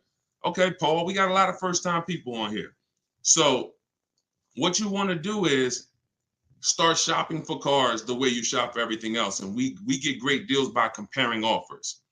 Now, some of the people I'm going to introduce you to and the way they've gotten their deals is by using what I'm teaching you. Everything that I teach comes out of my new digital book. It's called Car Shopping for People That Hate Car Shopping. 7 Steps to Saving Time, Money, and Avoiding Dealerships. So in that, I have 2 systems for how we comparison shop. One's for new cars and leases. You got to get at least 5 offers. And some of you are like, Deshone, how do I get 5 offers? Well, you stay on. We're going to talk about that. It's easy to do when it's online, but you won't see how different the prices are. When you see, man, everything seems overpriced, it's because you're dealing with what I call the 80%. Dealers that are the 80% are overpriced. They're going to charge you as much as they can because they don't think you're going to find the 20% dealers that are going to beat those offers. So when you talk about how to get a lease rate down, like you look at somebody like Danielle. This is Danielle's lease. She just got a lease on an Audi not too long ago. $44,000 vehicle. She paid $550, no money out of pocket. She just gave him $550, drove off. No down payment. So a lot of the things you're going to see, this is the reason why I represent the Unlearn, Relearn brand. Because a lot of what you've been using, you got to unlearn. It's not going to work here. But I'll help you do that. I hope you do that. So for the launch of my new book, you can get yours for 75% off in my TikTok bio. It's normally $97. It's 75% off while we're on the broadcast. You got 30 minutes. And Instagram bio, you can get yours. And if you're on YouTube and if you're on Facebook, I'll put the link for you guys. Y'all can get yours. But that's how you get lease rates down. Comparison offers. Making people bid for your business. Stop negotiating, guys. And start making people bid. We'll talk more about that. Go ahead, Dolan. Shoot the next question up. We're taking questions from all platforms, Facebook, Instagram, YouTube, and TikTok. And could everybody who shares invite somebody? If you're a sharer, I appreciate it. I always give, we're trying to figure out something special we could do for the sharers because there's nothing, I told y'all, inbox me. If you got ideas, what could we do to reward or come up with something for the sharers? Because you guys are the people who help us spread this message. I appreciate all the new people, but I want to do something special for the sharers. Please DM me ideas of what we can do because we want to make it a regular part of our broadcast. All right, I see you, Sharice. Thank you. All right, go ahead. This one's from TikTok. Can you ask for additional discounts since you're an educator? See, the problem is if there's a rebate, then you'll get it when you reveal it. If there's a first responder rebate, you can't depend on a dealer to tell you about it. Some of the 80% won't tell you about it. Some of the 80% won't give you the whole thing. If it's a $1,000 rebate, maybe they'll tell you it's $500. We don't trust the 80%. When I was in the dealerships, I saw how the 80% moved. The 20% are the people those are the people you have to find. It's not, you can't just walk in. Unfortunately, there's 17,000 new car dealers in this country. They don't have labels on them. There's not one that say, we're the 20% that beats everyone. You have to find them and you need a great bidding system. You could do it manually by phone, or you can do it my way by email, copy and paste. So, but you're not going to, it's like people who said, well, I have a GM, I get a special price with Ford. I get a special price with General Motors. You can't depend on the dealer you're dealing with to tell you the special price and to tell you the rebates if they have them. The only way you're going to see it is by getting at least 5 offers, and then you'll be able to reveal who gave you the real offer. It's unfortunate, but it's actually better for you, because when who's not a good negotiator? Type not me if you are not a good negotiator. Just speaking honestly, you're not a good negotiator. It's not your thing. I consider myself to be pretty good, and I won't do it. All right, Danny said not me. Okay. Rai, sorry, I butchered your name. Lovey, okay. This is going to work for everyone who's not a good negotiator. Now, I am a good negotiator, but I won't shop that way. I'm always going to get bids, because if you're negotiating with the 80%, they're so overpriced. Even when they drop down a couple $1,000s, you're still overpaying. That's the whole point. That's why it's best for you to sit at home where you're in control. You can use my way, which is email. We copy and paste. I have a strategy in my book. It's called 25 to 5, where you're going to connect with 25 new car dealers. This is only for buying and leasing new cars. This is not for used cars. I have a different strategy for that. But you're going to sit at home. You're going to connect with 25 dealers online in about 20 minutes. And that's going to get you 5 offers using my scripts, using my replies. Now, the manual way to do it is to pick up the phone, call, and speak to at least 5 sales managers. But you need to get 5 offers. That's the only way you're going to see how much money that the 80% were trying to overcharge you. Does that make sense? And it goes with the same thing with military discounts. Doesn't matter. Special pricing, employee pricing. You must shop multiple offers, because you can't trust the 80% to actually give you the real numbers. All right. Go ahead, Dolan. Bring the next one in. We're taking questions from all platforms. Did I post that link? The book is not good for used car. Absolutely. That's just my system. You're going to hear me talk about 2 systems of shopping multiple offers and options. One's for new cars and leases. That's called the 25 to 5. One's for used cars. That's called the multiple marketplace strategy. When we shop for used cars, we have a different strategy. You must shop for your best used car offer in a different way than your new cars. It's very different. They're both in my book. Y'all will hear me talk about them on my videos, on my social media videos if you've seen them, and you'll hear me talking about them on the live. 2 totally different shopping strategies based on your goal. All right, this one's from Instagram. When you walk into a dealership, the salesman comes at you right away. Can you tell him you're just looking for now, and I'll come get you when I see something? Of course you can. So using what I'm telling you, you should not spend more than 30 minutes in a car dealership ever. Tons of people that you'll see, the more you stick around this broadcast and the more you learn and the more you see our community over here. We've been doing this for 3 years, teaching the public. We've got 1,700 people we've worked with personally, a couple thousand books. People are using this stuff. It's not just the saving of money, it's time. You shouldn't be in a dealership if you're not there to test drive, or if you're not, see, we have something we call shopping, not buying. Very different.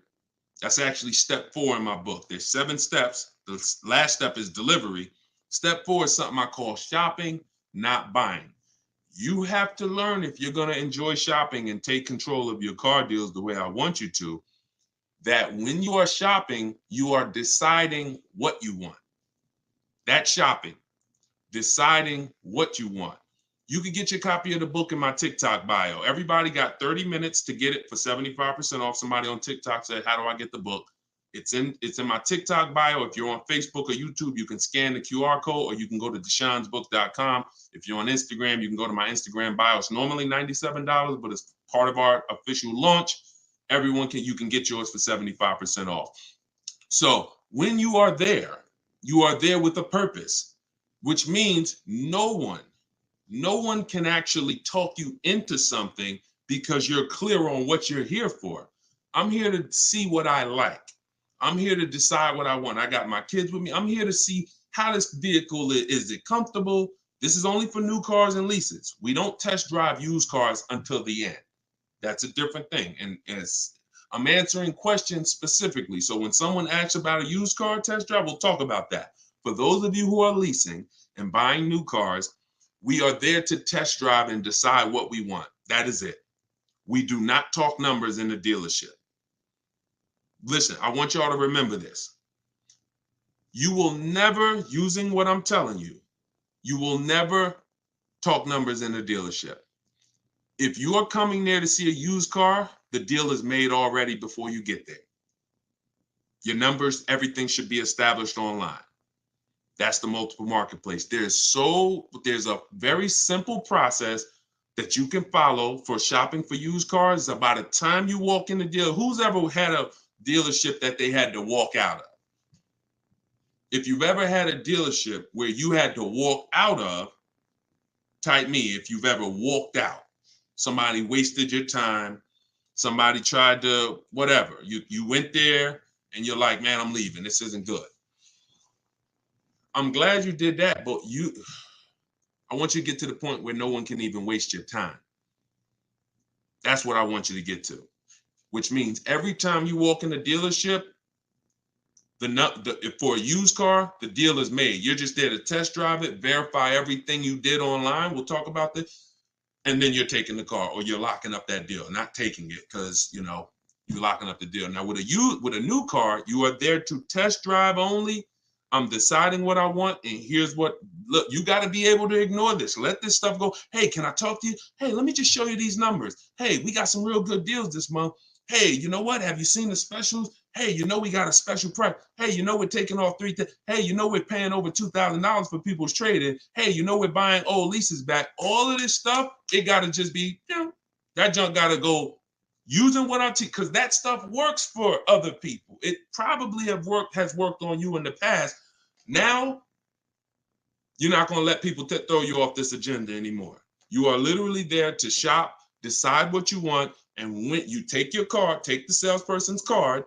When you come home, if you like that vehicle, we will be purchasing it and getting multiple offers from home, never in the dealership. Everybody clear? If you're clear on that so far, type clear. Everybody clear on that? Clear? All right, I see you, Dave. Yep, I see you, Danny. All right, go ahead. This one's from Facebook. Carla said, my granddaughter purchased her first car in November 2023. She wanted to lease, but was told she was too young. She's 20. How can she transition from a current car note to a lease car when she turns 21 next year? Great question. Who has a car that they're thinking of replacing? You have a car now. You're thinking about replacing that car. Could be a lease, and you have to replace it. Could be a car you own. Could be a car you're financing.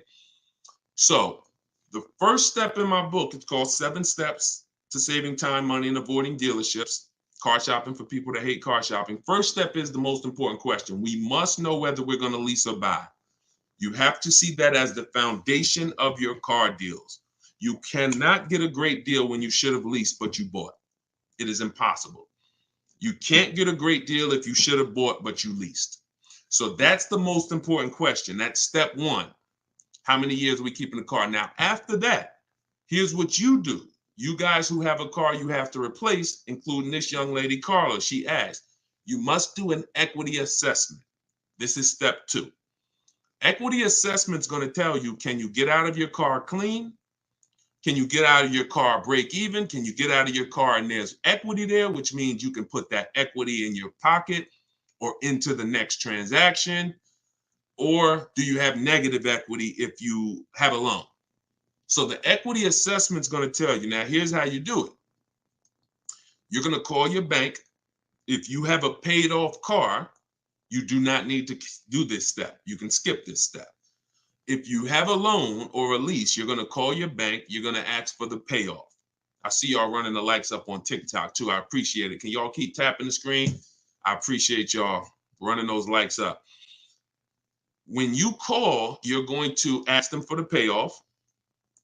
The payoff is the amount you owe. Do not look at your contract. Do not look at anything. Call the bank or call the leasing company and say, what is my payoff? Now, if you're leasing, you're going to ask an additional question. Do I have a third-party restriction? Once you have those answers, you end the call. You are then going to go on to the websites that I'm about to mention. You're going to get 6 bids, 6 offers. My 2 favorite words when buying anything. And if you like to save money, these will become your 2 favorite words. Multiple offers. Multiple offers. I love those words. That's how you buy everything else. Multiple offers, multiple options. That's how we save the big money. So you're going to go to CarMax.com. This will take you about 20 minutes to do an equity assessment. You're going to go to Driveway.com. You're going to go to AutoNation, Sell My Car, Carvana, Kelly's Blue Book, Instant Cash Offer, and Car Guru, Sell My Car. As more people buy cars, we'll keep adding them to our list. Those people are in my book. That's who we get our equity assessment from, because here's what your car is worth, what people are willing to offer you cash for. What's the one word? Some of you have been, hold on, don't bring in the next question until I give you the road, because some of these I got to go a little deep on, Dolan. But you could queue them up. Just get them ready so that, you know, when I call them out, you got them ready. I know you're stacking them. When you look at, you know, getting 6 offers, what's the one word that we don't use anymore? Let's see if anybody was on here. Maybe you were on here for the last couple broadcasts, or a lot of you are new, so you may not know. What's the one word? Good to see you start back up. What's the word that we're not using anymore? And for the new people, you're about to learn. We don't use, let me see if anybody got it. I give it about 3-4 seconds. Okay, everybody's about to learn this for the first time. We don't use the word trade. You don't get maximum money trading anything. I know you've been taught that because dealers have actually taught you to give them multiple transactions in one. You buy your car from them, that's one transaction. You sell your car to them, that's another transaction. And if you get your loan from them, that's a third transaction. All of these are separate transactions. And how big is the money in them? I'll break it down to you like this. You can actually there are companies that only want to lend you money. They don't sell cars. That's how much money is in loans. There's companies and people who just want to buy your car. They don't want to sell your car. That's how much money is in buying cars. So somebody just said trading is convenient, though. If you want to conveniently lose $2,000 or $3,000 because you want to save 30 minutes, then be my guest. I'm talking to the people who are like, Deshone, that's not my thing. And I'm not talking about a private party sale. We're not talking about listing the car on Facebook. We're talking about going to people. All those companies I just named, they literally have a short inspection process and they cut you a check. I sold my lease to CarMax. They won the bid 2 years ago. I walked out with a check. I was there for 45 minutes. Then I brought my parents down because they won the bid for their Mazda. They they taught you that, oh, anything else besides what we're telling you to do is going to be hard. You know, like, oh, you might as well just give us all the business because, you know, anything else is going to be just hard. Meanwhile, what you're putting yourself through is hard. So that's how you do the equity assessment. Now, if you do have a lease, when you go on those websites, there's a question there. It's going to say, is the car owned, financed, or leased? You want to put owned because you just want the true value. And when you put lease, it triggers something on their websites. Don't worry about that. If you don't have a third-party restriction, you can sell direct to anyone, If you have a third-party restriction, you're going to take those offers, and then we're going to call used car managers because the third-party restriction does not say you can't sell. It says you must sell to a brand of the same dealer, a dealer of the same brand. So if you have a Nissan, you must sell to a Nissan dealer. Here's what that doesn't mean. Go walk into one Nissan dealer. We get bids, we speak to at least 3 to 5 used car managers, we get bids. Are y'all starting to get the sense that everything we do is a bid? And the only way you're going to see how much money you've been losing by not getting multiple offers is to get multiple offers. Everyone I've been working with says, Deshone, there's no way that I would have known how much money was in these car transactions until I started getting multiple offers from home. We don't do this by getting in our car and driving from place to place. We do this by sitting at home and using what online. Shoot the next question in.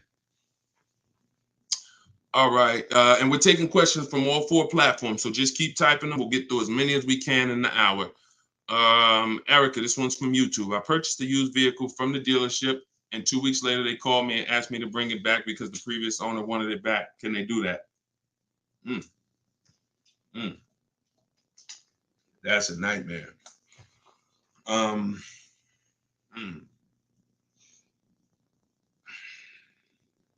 Y'all hear that question?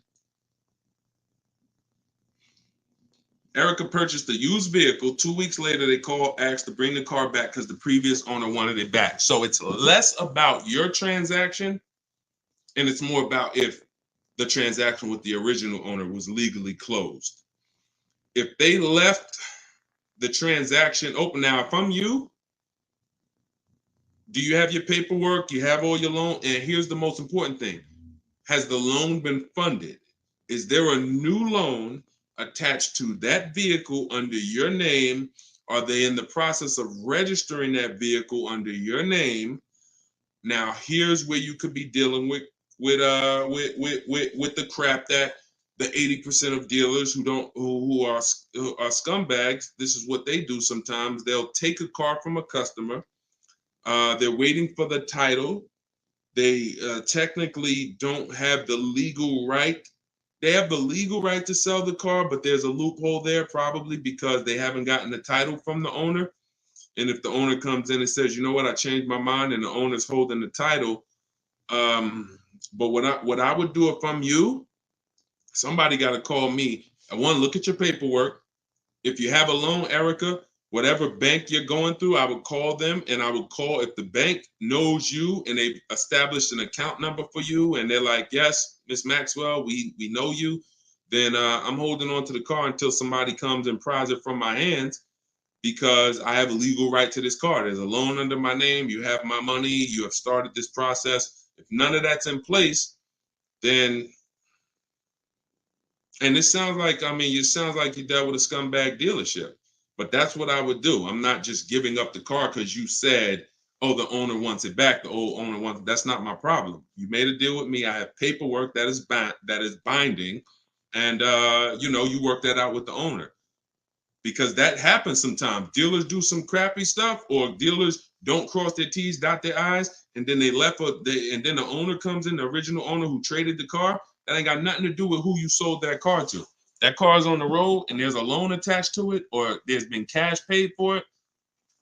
Now I'm holding on to this car until you legally show me that I need to release this car, and I might call a lawyer and see, can I get some damages out of this? Like, this is just, God, the 80%, we got to put them out of business. And the only way you get these wolves out of business, y'all, is you got to starve them. I'm telling you, the more people that shop online, when you learn how to shop online the right way, people like this won't be able to exist. But because most people are still going in the old way shopping, giving them a chance to do this, keep me posted, Erica. It sounds like it's a terrible situation, but please keep me posted on that. Go ahead, shoot the next one in, Dolan. This one's from TikTok. What's the best practice for buying a car after bankruptcy? If the bankruptcy's been discharged, start rebuilding your credit.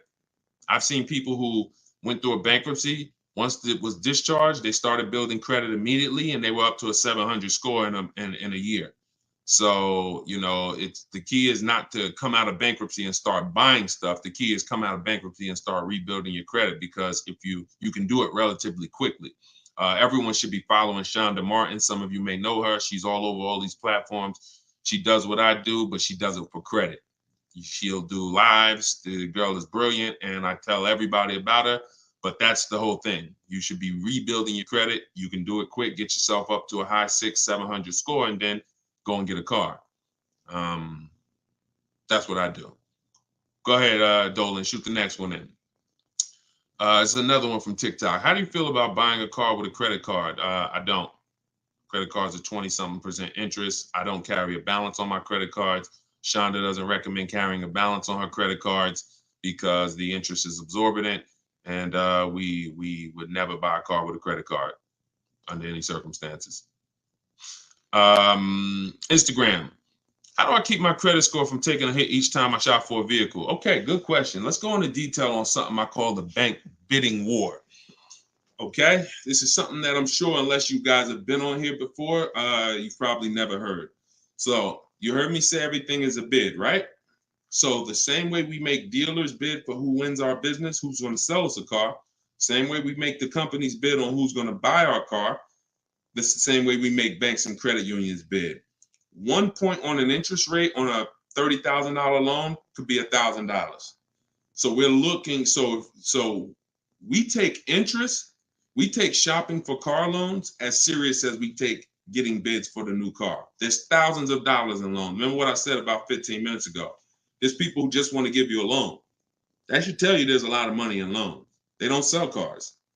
So if there's a lot of money in loans, you're going to see this isn't about relationships. You're either going to be a relationship person or a money person. If you want to be a relationship person, type R. That's going to cost you money in what I'm telling you. If you want to be a money person, if you want to save all the money that you should be saving, type M.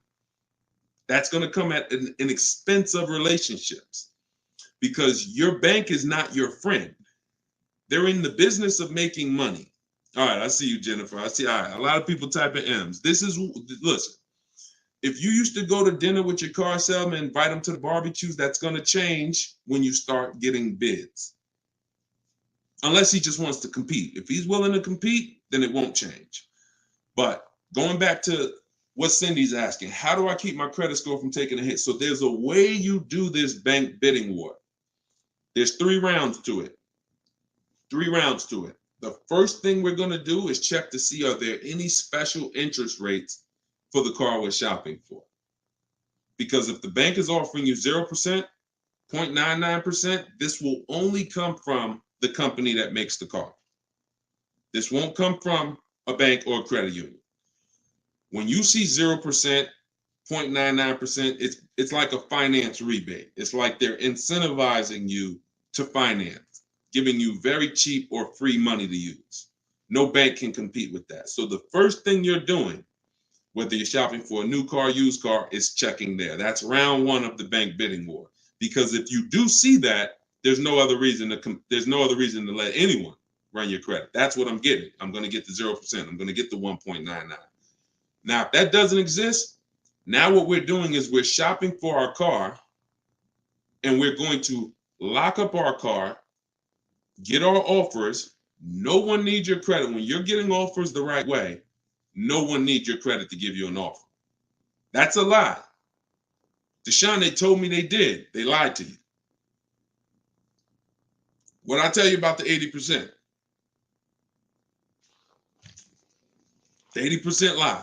Straight face. Look you in the eye. So we're going to get our offers. Once we find the best offer in the market, we reserve the car. We take that buyer's order. We come home. And now we're going to let tons of people run our credit. Isn't that going to make it go down? Here's how the bank bidding war works, and you can Google this. The credit bureaus allow you to have multiple people run your credit within a finite period of time. Experian has an article on this. They say between 14 and 45 days. If you're letting all these people run your credit within this period of time, what it looks like to the credit bureaus is you're rate shopping. You're rate shopping. They're not going to penalize you for rate shopping. They will penalize you from going to dealer, letting this dealer run your credit, letting this, oh, I'm trying to buy this Chevrolet. Oh, run my credit. And then here I'm at a Nissan dealer. Okay, I'll take the Nissan Altima, letting them run your credit. You'll be penalized for that. That is not what I'm telling you to do. I'm telling you, don't do that. So when you get your car, you're bringing that home, and you're going to call your bank. You're going to now call your credit union or go on their online portals, and you're going to go to every online lender. I have some listed in my book, Lightstream, Community Credit Union, and you're going to let all these people make offers for you. Because who's seen a case? This is another reason this works so well. Who's tried to reach out to their bank or their credit union to get a rate, and they say you have to have a car first? Who's had that happen? You're trying to get a rate, and they say, well, we can't give you a rate. We need you to give us the details of the car first. So now you're trying to make up what you think you're looking for. Yeah, I'm looking for. No, it's because it's not designed to work that way. It's designed to work where you get your paperwork, get your buyer's order, has all the numbers on there, has the year, the make, the model, what you're paying, how much you need to borrow, and then you're calling your banks and credit unions. This is round 2 of the bank bidding war. So you're going to let all those people go and compete. Now, whoever wins that round, you're going to call the dealer the next day and you're going to say, hey, I got 6.29 from my credit union. But if you guys can beat it, then I'll do the deal with you. This makes the whole price. See, everything I'm telling you to do, if you follow what I'm telling you, the process is easy. You never got to lie. All of those people who taught you how to buy cars and you got to lie, don't tell them you got to trade, don't tell them this, you'll never hear me teach you. You don't have to lie. And the dealers will enjoy working with you to 20% because you're now giving them an opportunity. And it's very different, y'all. When you got a car, when you have a finance manager who's trying to beat the rate you got, here's the difference. And we'll get ready to queue up the next question, Dolan, not yet. Here's the difference. When you don't have a finance manager trying to bid and beat what you have, they're going to their banks and they're asking the salesperson, what's the most you think they'll pay? What's the highest rate you think they'll pay? All right, quote them at this, and then let's see if we can negotiate on the rate. That's what it is when you don't have an offer. But when you give them that, when you found your car, locked it up, and then you call the salesman or you call the finance manager and say, hey, I got 6.29. If you can beat it. Now, here's what they're doing. They're reaching out to all their 10, 15 banks and saying, let me see if I can beat this rate. Very different. And only one or two things are going to happen. They're either going to call you and say, hey, look, I tried my hardest. I can't beat the rate. Thanks for the opportunity, but you got a great rate. In which case you have something that we want, which is who knows what we want. When it starts with a P, this is when we guarantee we paid the best price for everything. Who remembers? Well, I can't say who remembers because we get new people on this broadcast every day. I swear. All right. Price assurance. So when y'all hear me say price assurance, what that means is you don't drive off anymore hoping you got a good price. Talking to your spouse, hey, you think we could have did better? You think this interest rate was too high? Could we have got a better interest rate? No. Price assurance means you guarantee you couldn't have paid a lower price for the car. Nobody could have paid because you got bids. Nobody could have gave me a lower interest rate because I got bids. Nobody could have gave me more for my old car because I got bids. That's the only way we get price assurance. And all of this is done while you sit at home. So this is in my book, Car Shopping for People That Hate Car Shopping, 7 Steps to Saving Time, Money, and Avoiding Dealerships. If you want everything I teach in one spot, it's there. You can get your copy for 75% off. It's normally $97. And you can go to my TikTok bio. It'll be in your inbox in literally 5 minutes. The reason it's a digital book too is because things change. Vroom just went out of business a couple months ago. They used to be one of the people who competed for our business. If you guys had, your book and you had bought it and then it was a print book, because some people say, Deshone, is it in print? This is the reason, one of the reasons why it's not. If Vroom is in that print book, what happens? Now I got to jump on live and say, hey guys, volume 2 of my book is out because things have changed. Get your volume 2. I don't want to do that. You get this one time, and then I update it when Vroom went out of business. I updated the master file. Everybody who opened their book, no matter what, it was relevant. And that's one of the biggest reasons why it's a digital book. So you can grab your copy for 75% off, but you got 30 minutes. Once the timer is 0, it goes back up to 97. In my Instagram bio, in my TikTok bio, or you guys can, I'll put the link right here for you guys on YouTube and Facebook. You can go to deshonsbook.com. Oh, wait, I put the wrong one. I put it in my bio here. All right, Dolan, you can queue up the next question. Keep typing your questions, y'all.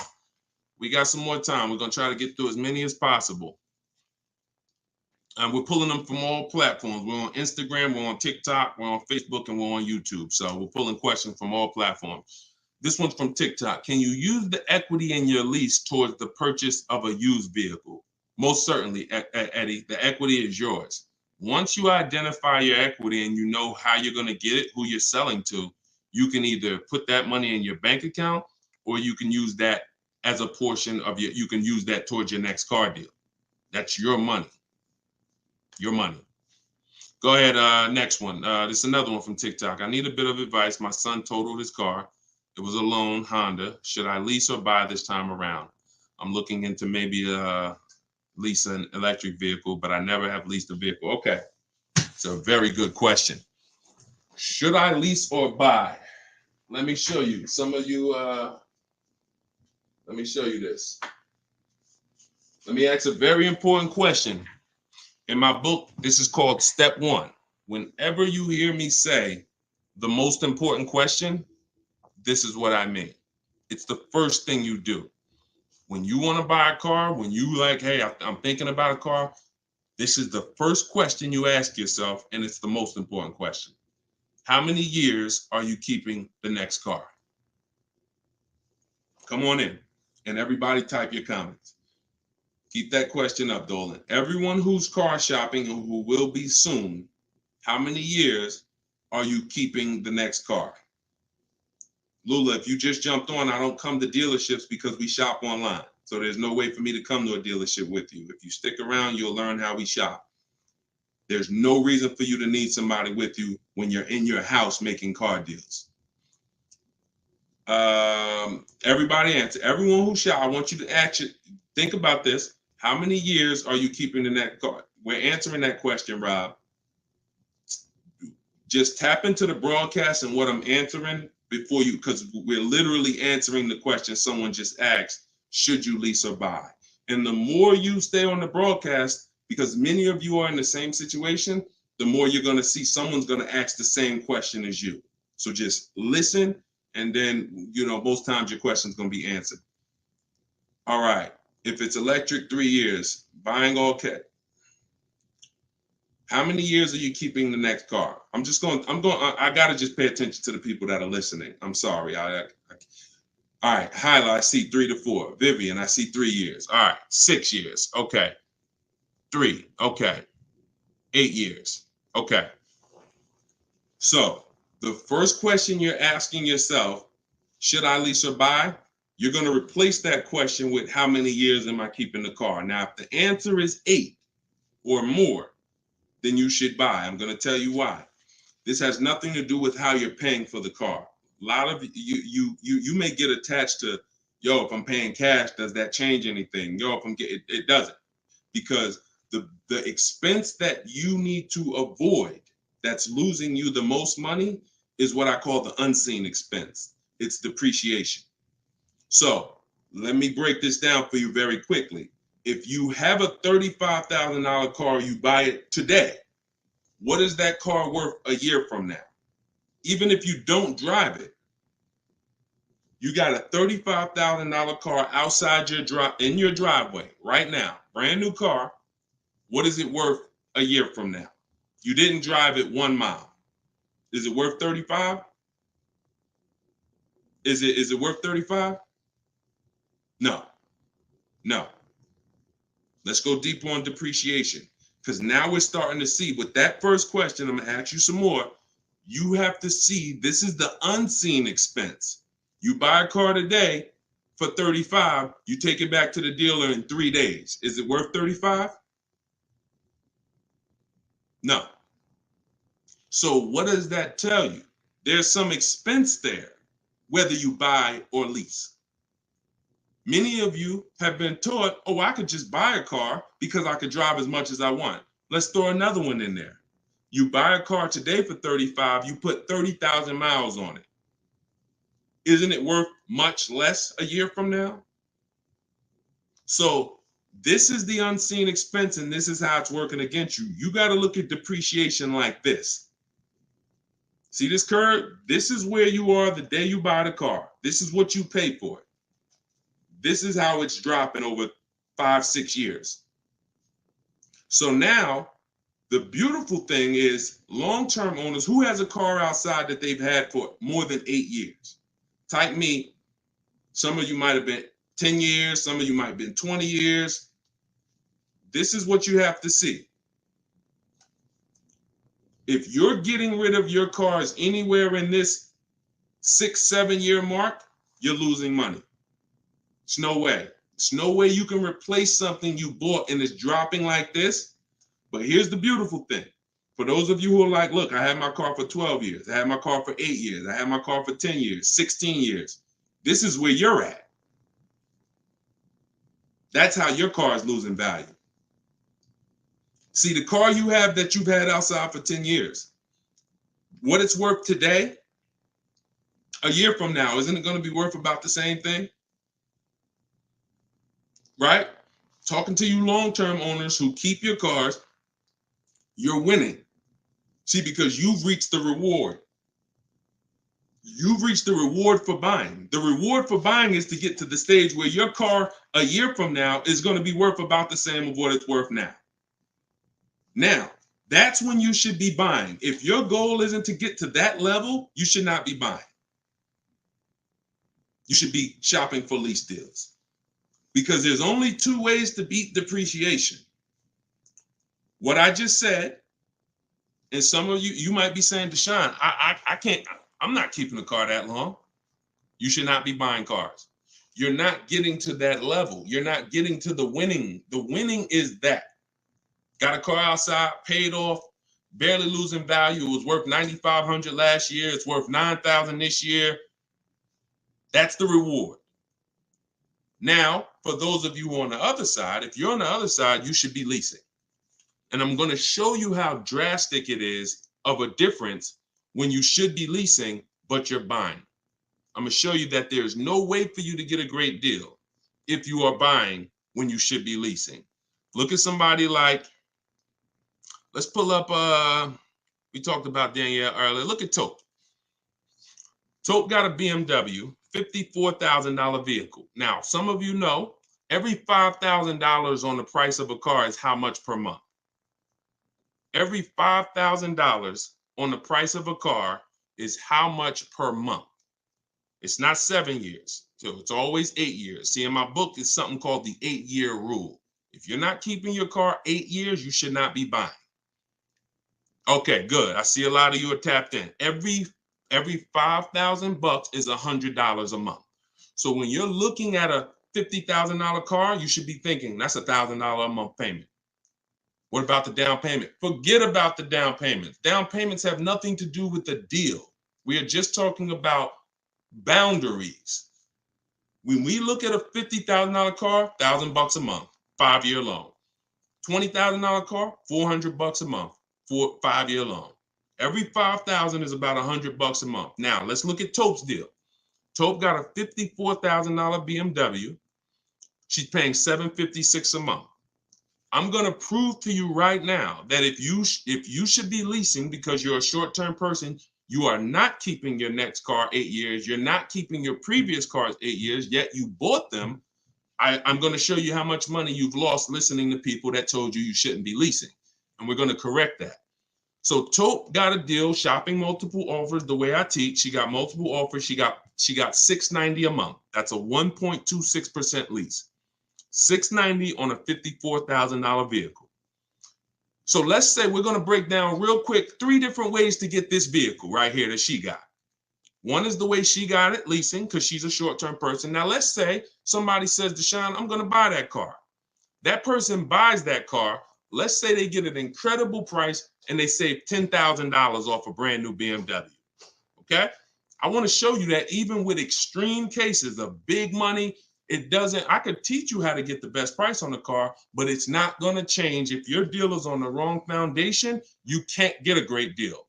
So let's say somebody walks in right after Tope. They look at her car, they see her driving off, and they're like, man, I want that same car. All right. And they end up saving 10 grand. So they buy it for $45,000. Taxes, fees, probably put them up around 48. Every $5,000 we said is $100 a month. $48,000, that's a $950 payment, y'all. 5-year loan. No money down, because Tope put no money down. So we're comparing putting no money into these deals. When you start putting no money into the deals and looking at them, you're going to clearly understand them. Sometimes people use down payment money to confuse you. $690 a month she's paying, they're driving off paying $950. No way. Now a third person comes in. Man, I see those two people just drove off. You got that car used though? Can I get a used one?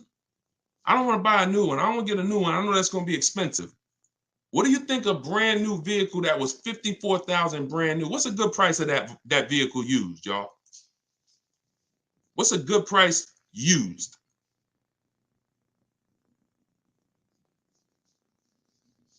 I want to hear. Somebody throw something out. 40? Okay. 40? I'm going to take the lowest number. This is how it's going to, I mean, it's not going to be 30. Okay. A $54,000 vehicle. You're not, let's take 21. Okay. No, all right. I can't, we gotta use like real answers. So you're not getting a $54,000 vehicle. Oh, maybe I should preface 3 years old, right? Let's say 35. Let's say 35, right? That's pretty conservative. 54,000 new. They find one for a great price. It's a used car. They get it for 35. Every $5,000, $100 a month. What's the car payment? 700. 700. So you have Tope, who's driving off in a brand new BMW, $690 a month. You got the person who bought thinking it saved $10,000, got an incredible discount, $950.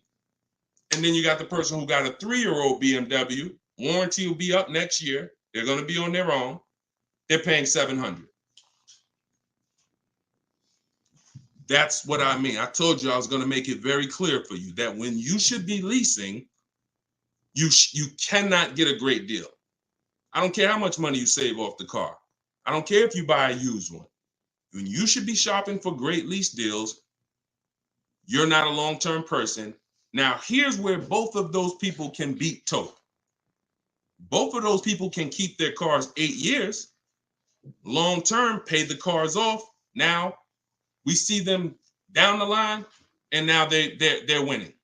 And it's not that Tope is losing. It's just that they've all won now. Everything when you purchase cars, when you get to this stage, if a person bought that car and they're at this stage now, I had this BMW for 8, 9, 10 years, and it's not losing any value anymore. Oh, you won. That's the reward for buying. But if you're not going to get there, you're losing by not leasing. That's the leasing versus buying. I call that the most important question. It's the first question. When you open my book, it's step 1.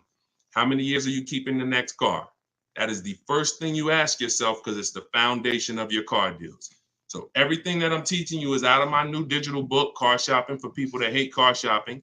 7 steps to saving time, money, and avoiding dealerships. Step 1 is the most important question. Step 7 is delivery. So by the time you get to step 7, you're either having your car delivered or you're picking it up. This is not a book you read and then you go take a test on it. This is an action guide that gets you closer and closer to your vehicle. And when you get to step 7, you're taking delivery. So you can get it for 75% off. Get your copy. Get your 75% off in my TikTok bio, in my Instagram bio. It'll be in your inbox in literally 5 minutes. If you're on YouTube or Facebook, you can scan the QR code or you can go to Deshone'sBook.com. All right. I love talking about this. Go ahead, Dolan. We probably got time for 2 more. Bring in 2 more, Dolan. Bring in the next one. And then we'll wrap. Yep. I drive too much to lease. See, hold on. Before you say that, you got to be very careful making statements. And I'm going to be honest with you, y'all. I will put what I teach and I put my people who learn from me against anybody shopping for cars. Because once you get this and once you get how to shop, you'll be able to do this in 60 minutes. You'll be able to get great car deals in 60 minutes. But in order for you to win, the best thing for you to do is ask questions here, not make statements. All right. This one's from TikTok. Can you use the equity in your lease toward the purchase? Oh, yeah, we got that one already, Dolan. We did that one. Shoot the next one up. This one's from Instagram. How do you compare car prices if the model has different options and packages? Are you talking about new cars or are you talking about used cars? Let's just break down them both. How do you compare car prices if the model has different options and packages? The way we compare lease offers, we look at them from percentages. See, prices can change, but percentages don't. If I got a $40,000 vehicle and I'm paying under 400, that's a 1% lease. We call that a steal. If somebody offers me a $42,000 car, if it's 1%, then that's $420. That's why we go by percentages. Same thing with used cars. When we're looking at a used car, I need to know what the original MSRP was. I'm going to get this from the Carfax. I'm going to get this from, there's a site called With Clutch. Carfax has an agreement with a couple manufacturers where they have the window sticker there. So I'm going to get I'm not going to buy a used car, and I would never recommend you buy a used car without knowing the original MSRP, because we want to look at the discount percentage. So example, my Infinity truck I bought, it was $54,000 brand new. The other three that I was looking at, one was 52, one was 48, one was 46. So when I compared the discount off of the new price, this one had the greatest discount off the new price. Therefore, it was the best offer. And that doesn't matter that it had more options than everything. It also had a greater discount percentage wise. That's how we compare, no matter what prices are being thrown at us. When you learn to look at things percentage, and I have calculators in my book. I have ways that we make offers. I have calculators that I've invented, online calculators where we plug in all our offers and then it spits out the counter offers that we should be making. All of that is in there. Like there's more stuff in the book than I could ever describe on this one live stream. All right, go ahead. Cue up the last one. Pick a good one. TikTok. Listen to him. He got me a check for $4K for my lease car. I said pick a good one. You picked a good one. Listen, a lot of people, and I'm glad, congratulations on that. A lot of people didn't even know you could sell leases. If you didn't know you could sell a lease, type a question mark. Be honest. If we're honest here, this is how you're going to win. Because at some point, this person right here who just said I got $4K selling my lease, at some point, they didn't know you could sell a lease. But once they discovered it, they're like, okay, I'm going to tap in. I'm going to follow what he says. And that part of their transaction's 4,000 richer. Forget what they bought. Forget how much they got off the car. Just that part is 4K. So all of you who said I didn't know you could sell a lease, think of how much money you have left on the table returning leases to dealerships without doing an equity assessment. So we must do it. So I'm very big on getting this information out. Y'all can get it any way you want. You can go through all my social media videos. As you can see, those videos are made for different types of people. Some of you are high mileage drivers. Some of you are, going to be leasing. Some of you have negative equity. Some of you are going to be purchasing new. Some of you are going to be purchasing used. Some of you are going to be paying cash. So you can go through the social media videos and piece the ones together that's for you. You can also hop on these live streams, piece the information together for you, or you can go and grab your copy of my new book, Car Shopping for People That Hate Car Shopping, 7 Steps to Saving Time, Money, and Avoiding Dealerships, and you can just have the whole playbook. And the playbook is in there for everything. So if you're leasing now, it's in there. If you're going to be getting your spouse a car, it's in there. I can't tell you how much the book is going to make you. You'll tell me. Maybe 10, 15, 20 years, you'll tell me, this book, Deshone, this book has saved me $20,000.